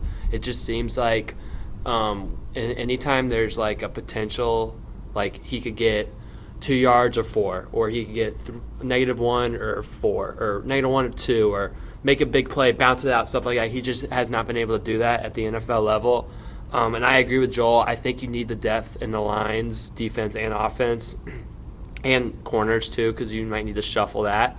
So I think keeping 3 running backs is probably smart. I think Rachaad White, he looked really good on Saturday. Yeah, I think he's going to be. He's my starter. He's going to be a workhorse, I think, too. And he's so young that he can be a workhorse. And I think the Bucs have just been loving what they've been seeing from him, and he's become like a big player, a big like advertisement for the social of the Bucs. I'd say like he was hitting BP at the Rays game a couple months ago. But yeah, I think you gotta go. You got to keep Chase Edmonds because that pass threat, especially for a West Coast offense, and the check down is important. You got to keep Rachaad White, and I think you got to keep Sean Tucker. I think he has just played so well this whole preseason, his whole career at Syracuse. I don't know if you guys know this, but Sean Tucker does like a Twitter recap every time of his game, and it's become like kind of like a viral thing that he does. That is like everyone's like, "Oh, this guy is so wholesome." So I like that type of publicity for our team too. But I think you got to keep 3, and I think it's got to be Rachaad White, Chase Edmonds, Sean Tucker, and Keyshawn Vaughn, who will probably get a shot somewhere else, but I just don't think with us this year. Yeah, another group I think we should talk about is the wide receivers. Like I said, we had Kalen Geiger get cut today, Cade Warner get cut. So as far as wide receiver number 3, we saw can't even think of his name because he got hurt and been hurt. The wide receiver number 3. Russell Gage? Russell Gage, yeah. So he's down. So we know Mike Evans and Chris Godwin are your number 1 and 2. I think Trey Palmer probably should deserve number 3. Definitely. And then Tompkins. Devin Tompkins in a close second for that 3rd spot. But, yeah, he'll be number 4. And then it looks like as far as the other guys, I think Cephas Johnson got cut too. Another wide receiver got cut. I'm not sure on that, so don't quote me on it. And then it leaves Rakeem Jarrett. So yeah, that should be your last guy. He is. I mean, he had another really good game this Saturday. All he's done is catch passes and make plays, so I think he deserves that spot, even over David Moore, who got targeted a lot. But I think Jarrett is a little bit better. Yeah, that's a sad one too. David Moore also got cut. He got cut today, and yeah, like you said, Colby, he had a great game on Saturday. So he's been a vet. He's been around with a couple teams, so I assume he'll probably get picked up somewhere else. Yeah. But yeah, he is no longer with the Buccaneers. A lot of wide receivers did not make the cut today. Another battle too we've been keeping an eye on is our kick and punt returner. Trey Palmer and Devin Tompkins both got a couple cracks at it. To start the game, Devin Tompkins had a great return on the kickoff, but then when he got his punt opportunity, he probably should have fair caught that, let it go. It went inside the 10. The Ravens got a good spot there. Trey Palmer had a couple good returns as well, one on a punt, but then he muffed one. So he did recover it. He muffed it, but he did recover it. So, yeah, both guys made a couple mistakes, but I think either or you can put them back there. I like Devin Tompkins as like a kick returner. I think Trey Palmer is really good at punt returner. That's what I was going to say. That's what I'd like to see. That's what I was going to say. It's weird that they're each good at one or the other. But, yeah, Tompkins, that return that we're talking about was a 38-yarder. It set up Baker Mayfield. Yeah, that was the scoring drive. It set up that scoring drive, and it kind of just brought the momentum back, which kick returns can really do, and they can be huge plays throughout a game. So that's something that we haven't really had over my course we probably of have watching We Bucs. only have like 2 kickoff returns in like the history of our franchise. That was like almost 20 years ago. Dude, I saw that video of when we got the first one, and like how it was Matty Vigosian was doing the call, and he was like freaking out because it was our first kick return in like franchise history, and I was just like, that's so crazy, dude. That's something that you take for granted as a college football fan, but you, as an NFL fan, you don't see it as much. Well, you just mentioned college football. It seems almost like a nice Yeah. I think we should segue into that. Is there anything else you guys Chase want to mention? McLaughlin, 4 for 4. Yeah, your That's starting my kicker. Yeah, he earned it for sure. He looked great in the preseason, so keep making those kicks, buddy. Won't have any issues there. Another thing, just real quick, for the position battles, we keep a close eye on tight ends. I think it'll be interesting to see if the Bucs keep 4 or 3 tight ends.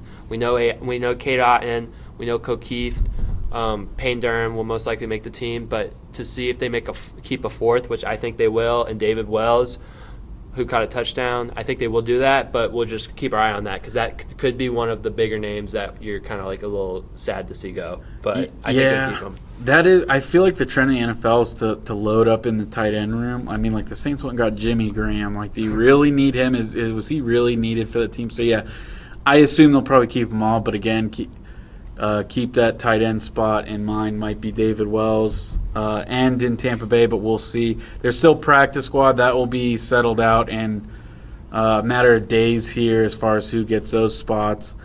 Not technically part of the active roster, but still a part of the team. So, yeah, we'll see how that goes. And I think to everyone's enjoyment, you're going to get a little extra bonus content for this episode.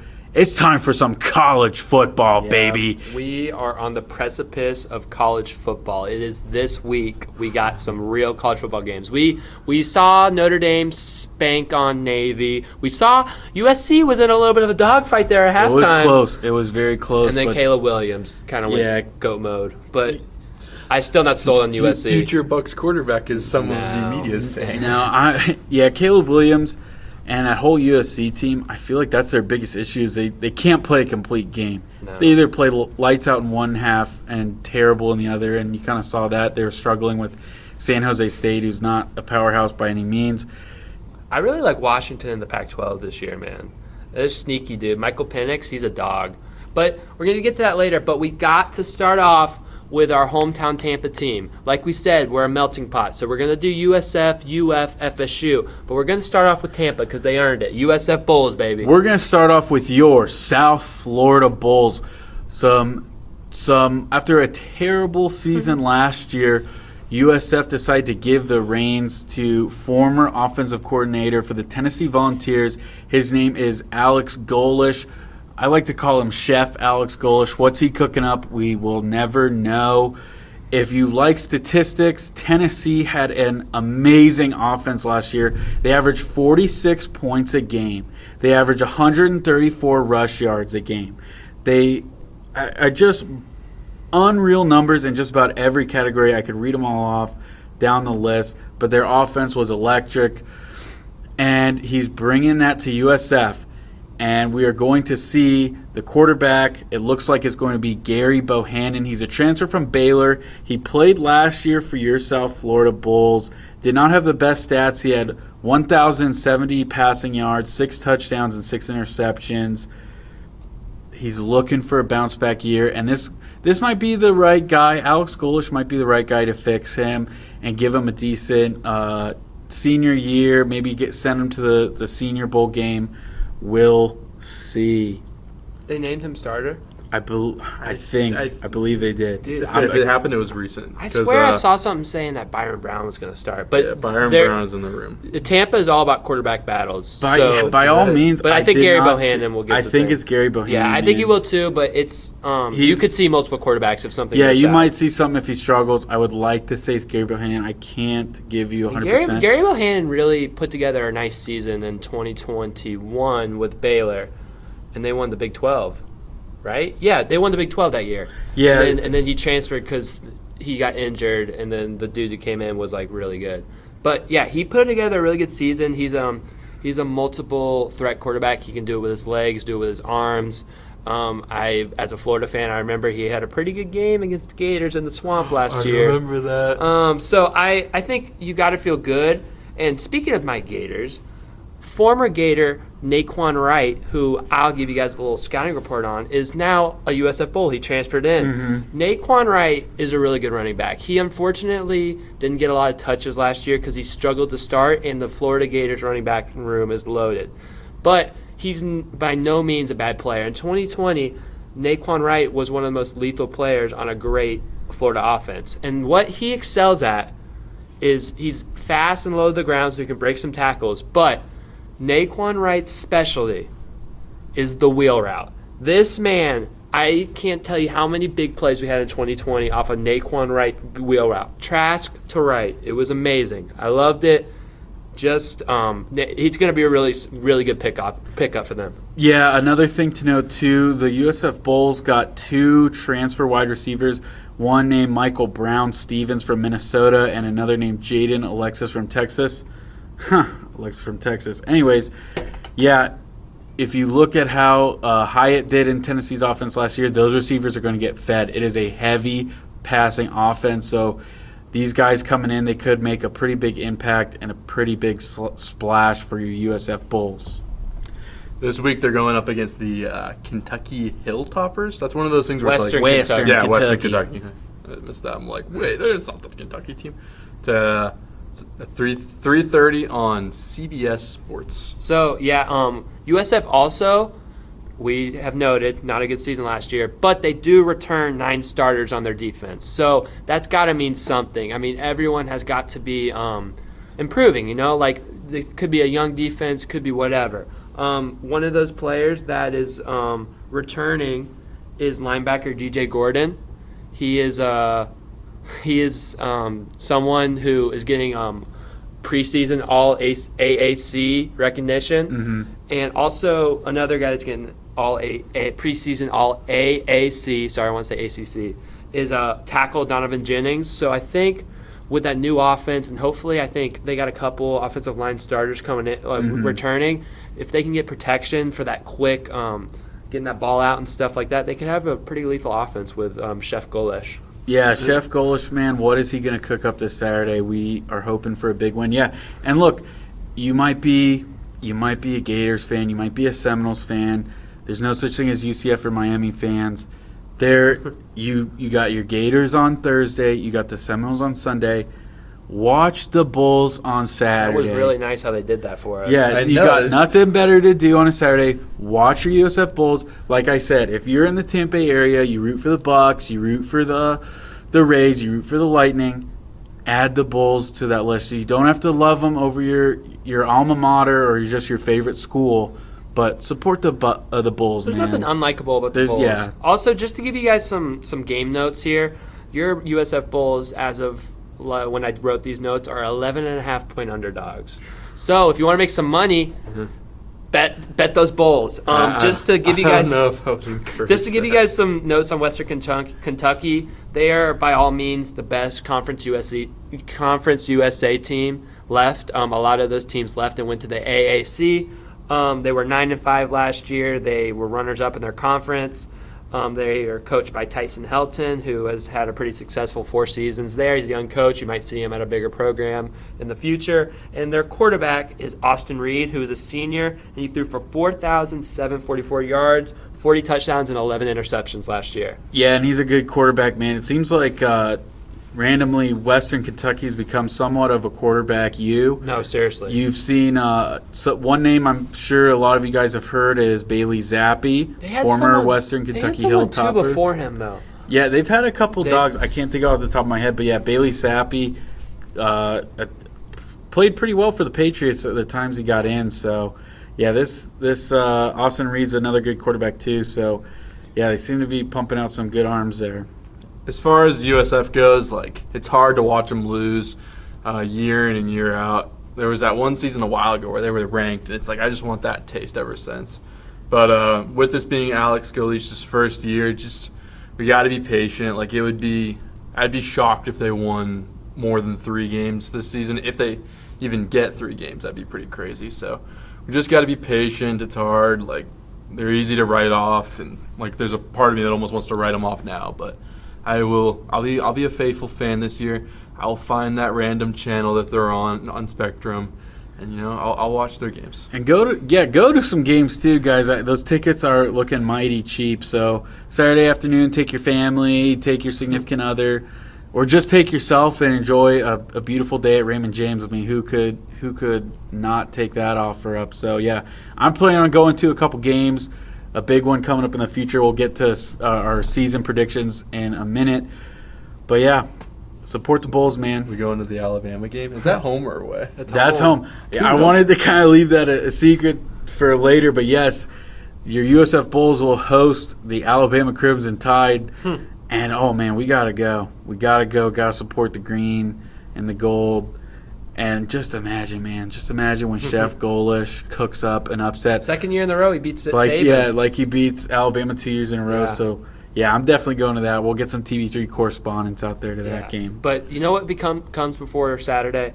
Thursday. So we got to get into some Florida Gators football. And you guys know I'm your Florida Gators representative up on this panel. So I got to tell you guys about it. And, I was doing my research for this podcast. And I'm feeling a lot better now that I'm going through these rosters and going through these people I'm seeing. So, obviously, the Gators will be losing Anthony Richardson, who was a top 5 pick, and replacing him with Graham Mertz, who is a former Wisconsin quarterback. He has struggled in the past, but he has also shown flashes of really good games. He was a 4-star recruit. Hopefully, we don't know. Hopefully he will, have a good season and show that talent that he has because he's with better talent around him because Wisconsin was having some rough years. So, what should we be looking for these Florida Gators? Well, the first and foremost thing is the running back room. It is one of the best running back rooms in the country, and I'm not exaggerating this. You got Trevor Etienne, little brother to Travis. He's just as explosive, maybe a little shiftier than Travis. That's my hot take. Also, Montrell Johnson. He is an experienced running back. He came in from the Raging Cajuns last year, and he rushed for, I think, 1,000 yards. So he's really good. Etienne's really good. They can both catch the ball. They can both run it inside and out. They are a great tandem. Unfortunately, another running back, Cam Carroll, tore his ACL in camp this week. Praying for him to get better, but if he comes back next year, he might get some more PT, which could be a blessing in disguise for him. Receiver-wise, leading receiver Ricky Pearsall is coming back. And then a lot after that, there's not a bunch of receiver production coming back. There were some transfers lost. But there's a lot of young guys that were stepping up at the end of the season, and then there's a couple freshmen. Headlined by freshman Eugene Wilson. That's a name to watch out for. Who the reports on them on practice have been outstanding. Everyone's loving them on practice, so I'm excited to see them play. Offensive line lost Osias Torrance and another couple players, but they gained that talent back in the transfer portal, getting a couple replacements. But this will be the first time that this offensive line on Thursday is playing together in a real college football game. So hopefully they mesh well and they have good chemistry, but we will not see until Thursday. So it's a lot of what gives me hope is there was a lot of freshmen and sophomores stepping up at the end of last year for the Gators that are now going to be juniors and sophomores that I think will solidify themselves as really good position players, especially on the defense. And like I said, for the receiving, there's a bunch of high major portal additions that the Gators made later on in the transfer portal. There's just a bunch of names. I can't list them all off, but I mean, you're talking schools like Ohio State, Michigan, Memphis, Kentucky, stuff like that. So yeah, that's awesome. If you want some players to watch on defense, Jason Marshall Jr., Princely Umalanoline, I've stuck at his name. He's also signed by Drewski, if you're curious. He's signed to Drewski's agent label thing. Kamari Wilson's another player to watch, and Shamar James. And on offense, watch out for Trevor Etienne, Graham Mertz, Pearsall, Eugene Wilson, like I said. If I were to give you guys the depth thing, I would say strongest position groups would be running back, defensive backs, and linebackers, and your weakest would be quarterback and defensive line. But I'm willing to be wrong. So how do you feel about this week against Utah? So I feel a lot better because Utah has some quarterback issues. And that issue is their star quarterback, Cam Rising, is very uncertain if he's going to play this Thursday. He's still rehabbing an ACL injury he had in the Rose Bowl. And they've been very wishy-washy with their answers, and it's not looking good for him. Also, they have a tight end. His name is Guthrie, I'm pretty sure, and he's also uncertain to play, and he's one of their top playmakers. They lost Dalton Kincaid, who killed us in the swamp last year, to the draft. He was a first-round pick to the Bills. And also, Utah's backup quarterback is for sure not playing. He sustained a major injury in camp. So we will either be facing Cam Rising on very limited mobility and not a lot of practice, or a third-string quarterback. That's there you go. I wonder why they opened up against Utah 2 years in a row. Was there like a contract? It's a home and home. Yeah, it's like everybody has like a home and home contract. They're neutral contract going on. But yeah, that will be a very interesting game. That's 8 p.m. on ESPN on a Thursday. The Rays conveniently don't play that day, so it's crazy. I can double screen, man. There's like 100 games on Thursday, by the way. So that's the best one by far. So yeah, we'll be looking forward to that one. And I think we got to go to the Sunshine State winners from 2022, the Florida State Seminoles. I am a Florida State fan. I'm a Florida State believer. I'm a Florida State truther. Bleed garnet and gold. And I got to say, man, I am just excited. You have a lot of starters coming back this year. That is the big thing. You have Jordan Travis, quarterback. He struggled his first couple seasons at Florida State, but really turned it around last year. 3,214 passing yards, 24 touchdowns, and 5 interceptions. And he ran the ball for a buttload, too, and made some miraculous plays. And, yeah, in my opinion, I think he's going to be a Heisman candidate. He should be somebody to look out for when it comes down to giving that trophy out. Then you got Trey Benson, the big running back transfer from Oregon last year.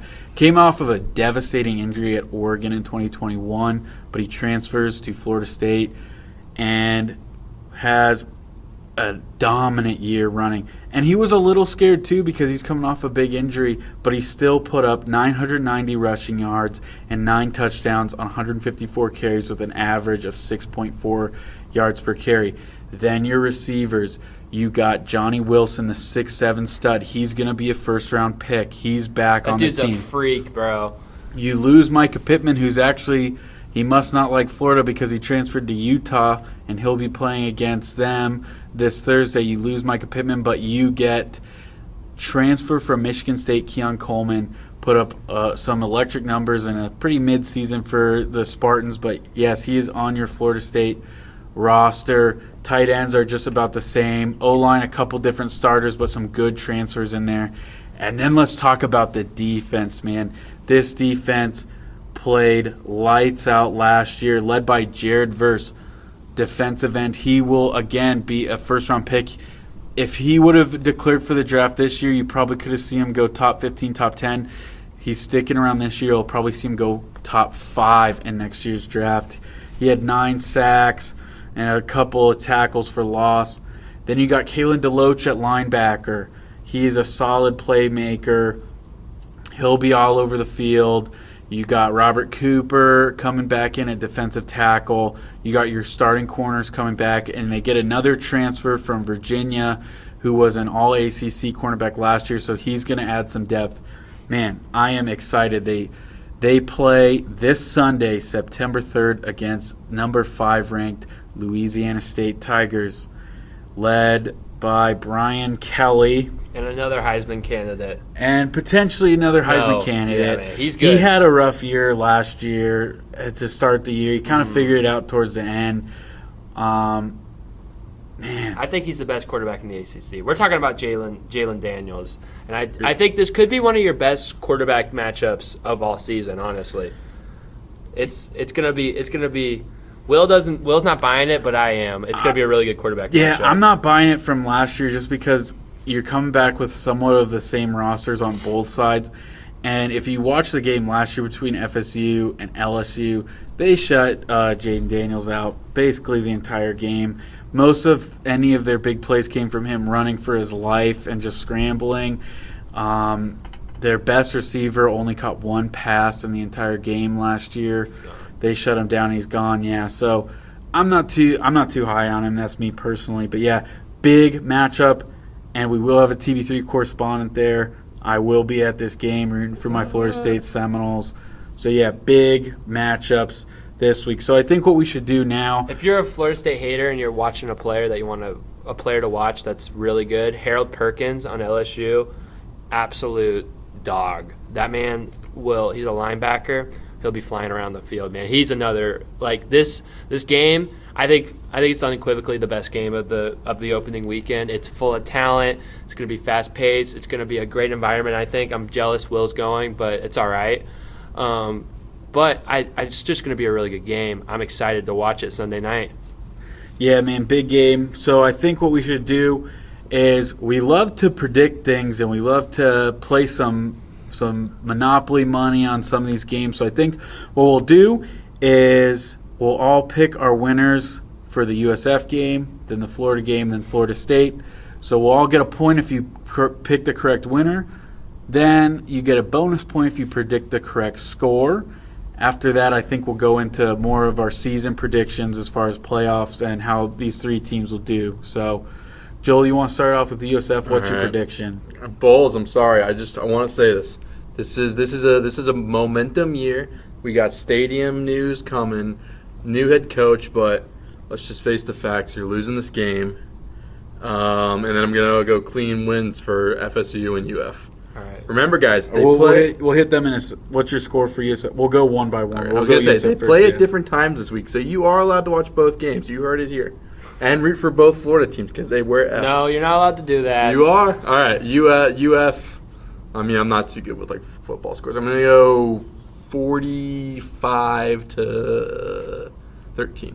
Let's go. USF wins 45-13. No, they're losing. No, They're losing. oh, not let's go. I know, I So was they're like- not covering. I was like, what are we screaming Sorry. about? I thought over you here, said guys? UF 45-13. No, and I was like, my yes. my USF score. I love the Bulls, but I'm realistic. All right, all right, guys. I'm gonna be realistic, but I'm also gonna be more Jolly hopeful. Roger. So I don't think your USF Bulls are gonna win this game, but I do think they're gonna cover. So here's what I got. I got Western Kentucky 34, USF 24. USF will cover. We won't feel bad about the game, but I don't think they're going to pull it off. Western Kentucky is really a solid ball club. Hopefully USF can bounce back next week. Yeah, I think the toughest way to start the season is playing against a opponent like Western Kentucky. So I hate to be another bearer of bad news. Western Kentucky wins that game. I'm going to say it's a little closer than it looks on paper, but it's going to be, I'm saying 37-7. Western Kentucky wins this game. So, Joel, you want to start us off for the Gators? All right, Gators are winning this game. I'm gonna go. I gotta think football numbers. I'm gonna go 28 plus 6, so 34. That's 2 field goals. 34, 24. All right, I'll go next because we'll let the Gator, the Swamp King, go with Let's go. his prediction for his team. Man, if Cameron Rising plays, it is going to be a dangerous day for the Florida Gators. I honestly, as even though I'm a Florida State fan, I kind of want to give this to the Gators, but I just think in Utah's You're environment, allowed it's a to, home man. game. You're allowed to be. I think I'm going Utah 26-21. Meanie, come That'll on. be. That's all right. Hey, that's okay. That is okay, guys. We all got to be. We're predicting for a reason. We got to do what we think, and I think your Florida Gators are going to send a message this Thursday. I know a lot of people aren't high on the Gators, and I just can't see why. I do see why. It's the quarterback thing, but Graham Mertz is going to show that he can get the ball out on time and on target. He might not blow you away with the stuff he's going to do, but he doesn't need to. He's got players around him, all around him, and I can't see the Utah Utes on a non-conference game risking their whole season by rushing their quarterback back. So for those reasons, I will say the Florida Gators are going to win 31-21. I like that score. All right, and moving on to the Florida State Seminoles, Joel, what do you got? All right, I'm wearing that Seminoles red this year, so I'm gonna go. Let's have fun. I'm gonna go 40. I got to remember the football math. 40. Gosh, I'm bad at this. 2? 42. I was trying to remember how that one would work. 42-31. Oh, that'd be awesome. I love high-scoring games. Yeah. Colby, what do you got? All right. There's an important thing we need to note about this FSU-LSU game, and it's the fact that Will is going. And Will has a tendency to not be the best luck for his teams he's rooting for. So, for that reason, I think we're going to see a doozy of a game. I don't think either team will be knocked out of their playoff, but I'm going to give me LSU 38, FSU 35. Don't say those words. All right. As a FSU king in the room, one rebuttal as well. I did go to the Cheez-It Bowl. I did get to see Florida State get a dub there. Not so great as far as SEC contenders, so that's kind of where I get my bad luck. But let me just give you a deep dive into 2022. The Seminoles had so many chances in that game to go up by 2 scores or more. Okay, and this was a Seminoles team that was just getting it together, coming off of a 5-7 season the year before. I know LSU was getting it together too, new head coach Brian Kelly. But in the second half, the Seminoles could have gone up, or at the end of the first half, Seminoles could have gone up 14-3. Kind of made some poor mistakes, not turnovers, not costly mistakes, but just bad coaching decisions in my opinion. So they could have gone up big at half. Then we look back, they were up 24-10. They gave up a late touchdown. LSU muffs the punt, and FSU had first and goal on the 2-yard line and fumbled the ball when they decided to pitch. So in reality, FSU should have won that game last year by 2 to 3 scores. It went down to a thriller with a blocked field goal. But man, after that, FSU had some struggles, but they went on a tear to end the season. They get everybody back. They get Jordan Travis back. Give me Florida State 38, LSU 17. It is going to be – it's not going to be close like everybody's saying. Florida State, the more experienced team, they have more talent. They have a contender-type team. Florida State will win this game in Camping World on Sunday. All right. I think we should let's all present – or I'll just bang it through. What are we thinking? We're just going to talk a little bit more college football. We're just going to rapid fire this, all right? All right, I'm ready. All right. Virginia or Tennessee? Oh, Tennessee. I think we're all Tennessee. Yeah, I'm gonna go Tennessee with that. Tennessee is minus 28. Do we think Virginia covers? No, me neither. I think Joe Milton's gonna do I think he's gonna be very good for Tennessee. Yeah, no, but when he comes to the Swamp Week 3, I'm gonna be there, and it's gonna get loud, and he's not gonna be able to handle it. Colorado at TCU. I think people are super hard on Colorado. But they had 50 transfers come in. It's not the same team from last year. You got Coach Prime, Shadir Sanders, Travis Hunter. It's not going to be a blowout, but TCU is going to win, and it's going to be a close game, and it's going to turn some heads. I agree. I'll take Colorado. Just the fun coach splash. I'll give TCU, but they don't win blowouts. They're going to win by a late Colorado. field goal. All right, so we got no one cares about that. Okay, South Carolina or North Carolina? That's going to go to North Carolina. Drake May, he could be the Heisman this year. Mac Brown's a good coach. I just think South Carolina's too hot and cold with Spencer Rattler. He's got to prove it to me before I can wholeheartedly say South Carolina. So give me North Carolina in that one. I'll take North. I'm going to take South the Carolina. North always wins. I'm going to take North Carolina or South Carolina, not North Carolina. I'm taking South because SEC is better than the ACC, and I just think South Carolina's going to have like a random showing, and everyone's going to get hyped over them, and then they'll probably fall off. Let's do West Virginia at Penn State. Any West Virginia takers? No West Virginia takers. To be good this year, so I'm going to go Penn State. Yeah, and then Clemson, Duke. I think this is in Atlanta, right? Yeah, everybody's high. No, it's at Duke. It is at Duke.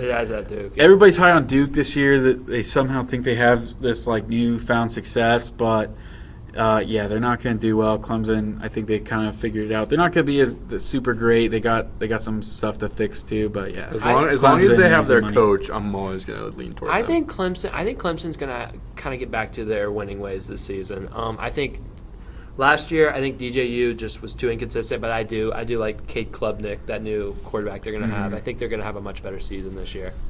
That's it. That's all your big games. So, race predictions. Do you want to do college football? We were going to do season predictions. So I got USF schedule right here. If you guys want to look at it, we can kind of just quickly go through this. But give me your season prediction as far as record for your South Florida Bulls. Whoever wants to go first. I'm going to be hard on them. I'm sorry, Bulls, but we're growing. We're growing here. I'm going to give you 2 wins. Oh wow. 2-10. 2-10. Yeah. Which that's an improvement over last year. So I'm not sad about that. I'm happily accepting 2 wins. Actually, 2-9, I think. I think they only have 11 never games. remember college Wait, football really? numbers. 1, 2. No, it's 12. Sorry. Okay. 2-10. Give me 6-6. 6-6. Yeah, that would honestly be really good. I think. I think I went 6-6. I'd be screaming I just for joy. what's AAC's Chef weak Alex this year. cooking, man? Yeah, this AAC is I pretty feel weak. I feel like this is the starting year. We gotta start small. I think Florida A&M. We look at the schedule. Florida A&M should be a pretty good win for USF. Ah, man, I'd love to see an upset against Alabama. Of course, my won't God. happen. They're beating Rice at home. It's gonna Rice, happen. though, Rice has JT Daniels. Believe it or not, Oh, JT Daniels is on shoot, Rice. You're right. I don't know if USF can win that JT game. Daniels might throw it away, though. Navy, I think USF. We saw what Yeah. Navy did against Notre Dame, so I think Navy's a easy win. Florida Atlantic at home is a winnable game. That's a winnable game. Connecticut, everybody thinks yes. Connecticut's back. They're no, not. they're not. UTSA is going to be Winnable, tough, but but Charlotte's a win. So And then I think you win Temple at home. Temple hasn't been like that. They lost Jeff Collins, I think, or have Jeff. I don't know, but they're not. They used to be kind of good, but I don't know. I think 6-6 6-6. I'm going and to a bowl go win, 7-6. 7-6. I'm going to go 4-8. I'm going to go 4-8. I think they figured out. They got some seniors on that team. They got a couple good, decent transfers. So yeah, I'm going to go 4-8. All right, let's move on to your Florida Gators. I got my schedule here in front of me. Joel, what do you think? I'm gonna take 3 losses on the Gators. Thank you. 9-3. Yeah. I know I'm supposed to go last, but I've been on the 8-4 train for a long time with the Gators, and I'm going to stick on it. If they do more and get 9-3, that'd be great. But I think it's going to be we got a great class coming in 2024, 8-4. I think it's going to be a really propelling season. I think the losses are going to be close, heartbreakers. I think we're going to win this first one. I think we're going to beat Tennessee at home. But road South Carolina is a tough, iffy game. Georgia's probably a loss. At LSU is a really tough game. At home against Florida State is tough, winnable but tough. And it's just there's a lot of tough games for it to be a 9 or 10 win season, especially coming off last season. But I think I've been on the 8-4. I'm gonna stick with it. All right. Well, I'm certified Gator hater, but honestly, I'm trying to be non-biased. I really am trying. It is so. Thing, isn't it so it's fun? so tough, but I'm trying to be non-biased. There's so many tough games. It's a tough schedule. Utah is going to be tough. I don't think they win, like I said. I just don't see Tennessee going in there and losing. Kentucky, they lost Will Levis, but I think that's a win, or that's a win for Kentucky. I think if South Carolina is what they're supposed to be, that's a win for South Carolina. Georgia will win. LSU will win. Arkansas is tough. And I think, of course, Florida State should win that game. Easy money. So I'm gonna say 6-6. 6-6, and I don't think that'd be terrible for Florida. It wouldn't be terrible, but I definitely even 75. I just don't want to do 6-6 again. That's been 2 straight years, and it's been rough. All right, I'll give you FSU right now. 10-2. I think having Clemson on the road is really tough. Yeah, I saw that right. Clemson on the road. Like I said, I think they might got in this LSU game. I just feel like this is the type of series that I just can't see one team winning both of them. That's why I got LSU. So I'm going to say 10-2. Now, I will say maybe they might win one of those big games and then get got by Florida. Oh my gosh! Imagine FSU comes in 10-1. They need to win for their playoff chances, and then they go down to the swamp and they get shut down, and then they don't get to the playoff. I would hate that for you, but I would love that for myself. I'm gonna have to separate these two. Yeah, we have very preliminary plans. Wow. To go to that game, all 3 of us. Yeah, I think we're going to that yeah. game for sure. Yeah. Joel, what do you think the Seminoles will do? All right, I'm drinking the Seminole sauce this season. I'm gonna go conservative, and I'm gonna give them a loss. All right. 11-1. 11-1. I really could see that. They have a really good squad as a Gator fan. Look, man, I haven't been excited since the Jameis Winston days. You look at last year; they started off 4-0, and they had 3 losses in a row. And I thought at that point it's going to be another tough season.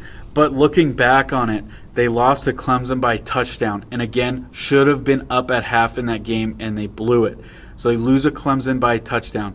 They lose to Wake Forest. They had a million penalties that game, right? Yeah, should have beat Wake Forest, but again, made some sloppy errors in that game. They lose by 10. And then NC State, they should have won that game as well.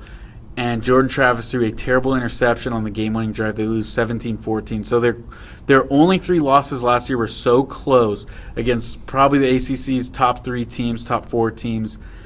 And then after that, they go on a tear. They score 38 points or more in every single game after that. Did not even get close to losing after that. And they're coming in hot, and I'm going to be positive. It's I'm a going to light stick with the schedule, too. excitement. Yeah, it's an easy It's a very light schedule schedule. towards the end. I'm going 12-0, baby. I'm going 12-0. I think you have some easy wins. You have Southern Miss, Boston College. You got Boston College as a tune-up game before Clemson. I think how well they played against Clemson last year, I think they overcome it. They beat them. You have Virginia Tech, easy win. Syracuse, easy win. I'm not worried about Duke. I don't get the hype. Wake Forest lost Sam Hartman. They're not going to be good. That's a win. Pittsburgh, I don't believe in them either. They're not going to win. Miami's terrible. They're a D1 FCS school now. And then we get North Alabama before the Gators. And I just think we're winning that game. I have no fear about anybody. I'm just a little concerned about LSU because I'm going to the game. Honestly, that's it. I'm saying 12-0 for the Florida State Seminoles. All right. You guys want to do the college football predictions? We're doing our CFP playoff. now. We're moving on to CFP. Joel, who's your top 4 and who's your winner? Georgia. All right, just going through quick. Georgia number 1, Michigan number 2, Florida State number 3, and Oregon number 4. And my winner is Florida State. Let's go Seminoles. I love it. I am going to go with, yes, Georgia will be number 1. They have a powder puff schedule. I get so sick of this, man. They play nobody. Okay, to be fair to them, they had Oklahoma scheduled, and SEC made them take it off, which I don't know why, because Alabama and Texas is playing. But yeah, I got to cut them some slack, but it's still a soft schedule. Yeah, it's a soft schedule, so they're going to ride it out easy. Georgia will be your number 1 seed. Give me Florida State at number 2. Florida State will be ACC champions, and they will be number 2, riding high. Number 3, a little bit of a shock here, but I'm going with Penn State. I think Penn State is going to turn some heads. They're finally going to figure it out with James Franklin. It seems like we've been waiting for them forever to be good, but I think this year will finally be the year. And then for number 4, give me the Alabama Crimson Tide. You just can't get rid of them. There's a little bit of a quarterback battle, but again, their schedule is not super brutal. But I just think they'll figure it out, man. They always do. And my winner, give me the Florida State Seminoles. They're winning it all this year. They're going to do it. This is going to be the year. Florida State is back. They are the kings of college football, and they're going to be back. All right. It pains me to do this, but I don't really like any of these teams I'm about to put in there. But, all right, here it goes. Georgia is going to be number 1, unfortunately.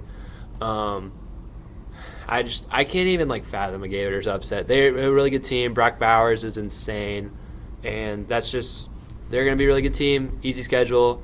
That's just what's going to happen. Number 2, I'm going to take Michigan. They got J.J. McCarthy back. I really like him as a quarterback. They have the same squad. They keep. I'm not really sold on Ohio State without C.J. Stroud this year. I think they're kind of on the decline, and Michigan's on the incline. So I'm going to put them at 2. Number 3.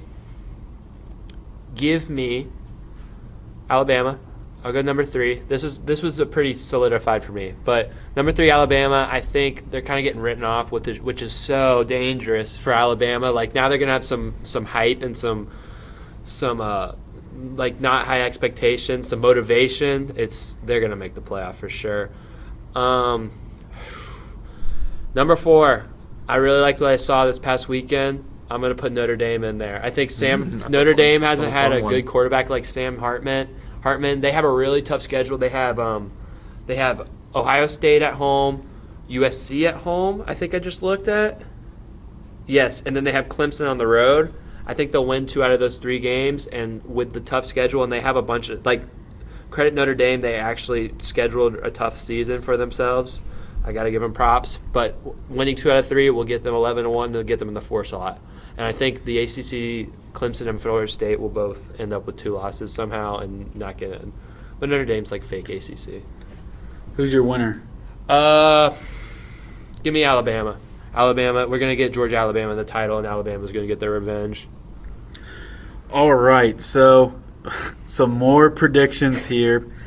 We love it We're here. back to baseball. I can't go more than another 45 minutes without talking about the Rays.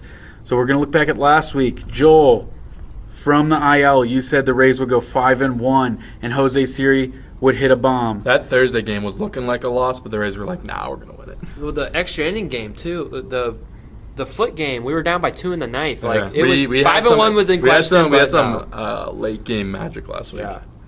But I was watching Thursday, and I'm like, darn it, I'm going to be right about this. I'm so mad. But yeah, unfortunately, Jose Siri did not get a home run. So you do get a point, though, for the record. Colby, you went 2 for 2. You said the Rays would go 5-1, and Brandon Lau would hit a home run, and he did it. You get 2 points.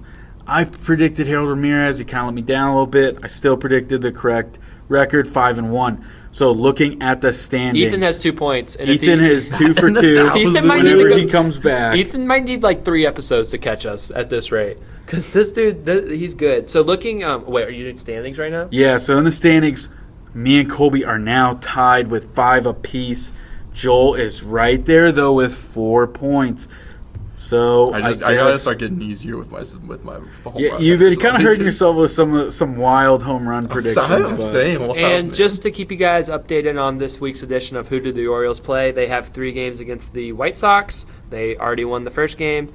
And then they have 3 at Arizona in Phoenix. So that's your week in Orioles. The Rays, I will give you guys your week and who we got. So Rays Marlins 2-gamer in Miami. First game we got Aaron Savali versus Sandy Alcantara. Hope the Rays trying to get some revenge on old Sandy. Then second game we have Zach Eflin facing off against Jesus Luzardo. Some really good pitching matchups in Miami. So after that, the Rays head into Cleveland for 3 games against the Guardians. They'll start that off Friday with a bullpen game against Logan Allen. They will have Saturday will be Tyler Glasnow versus a bullpen day for the Guardians. And then Sunday, we'll have Zach Littell versus Xavier Curry.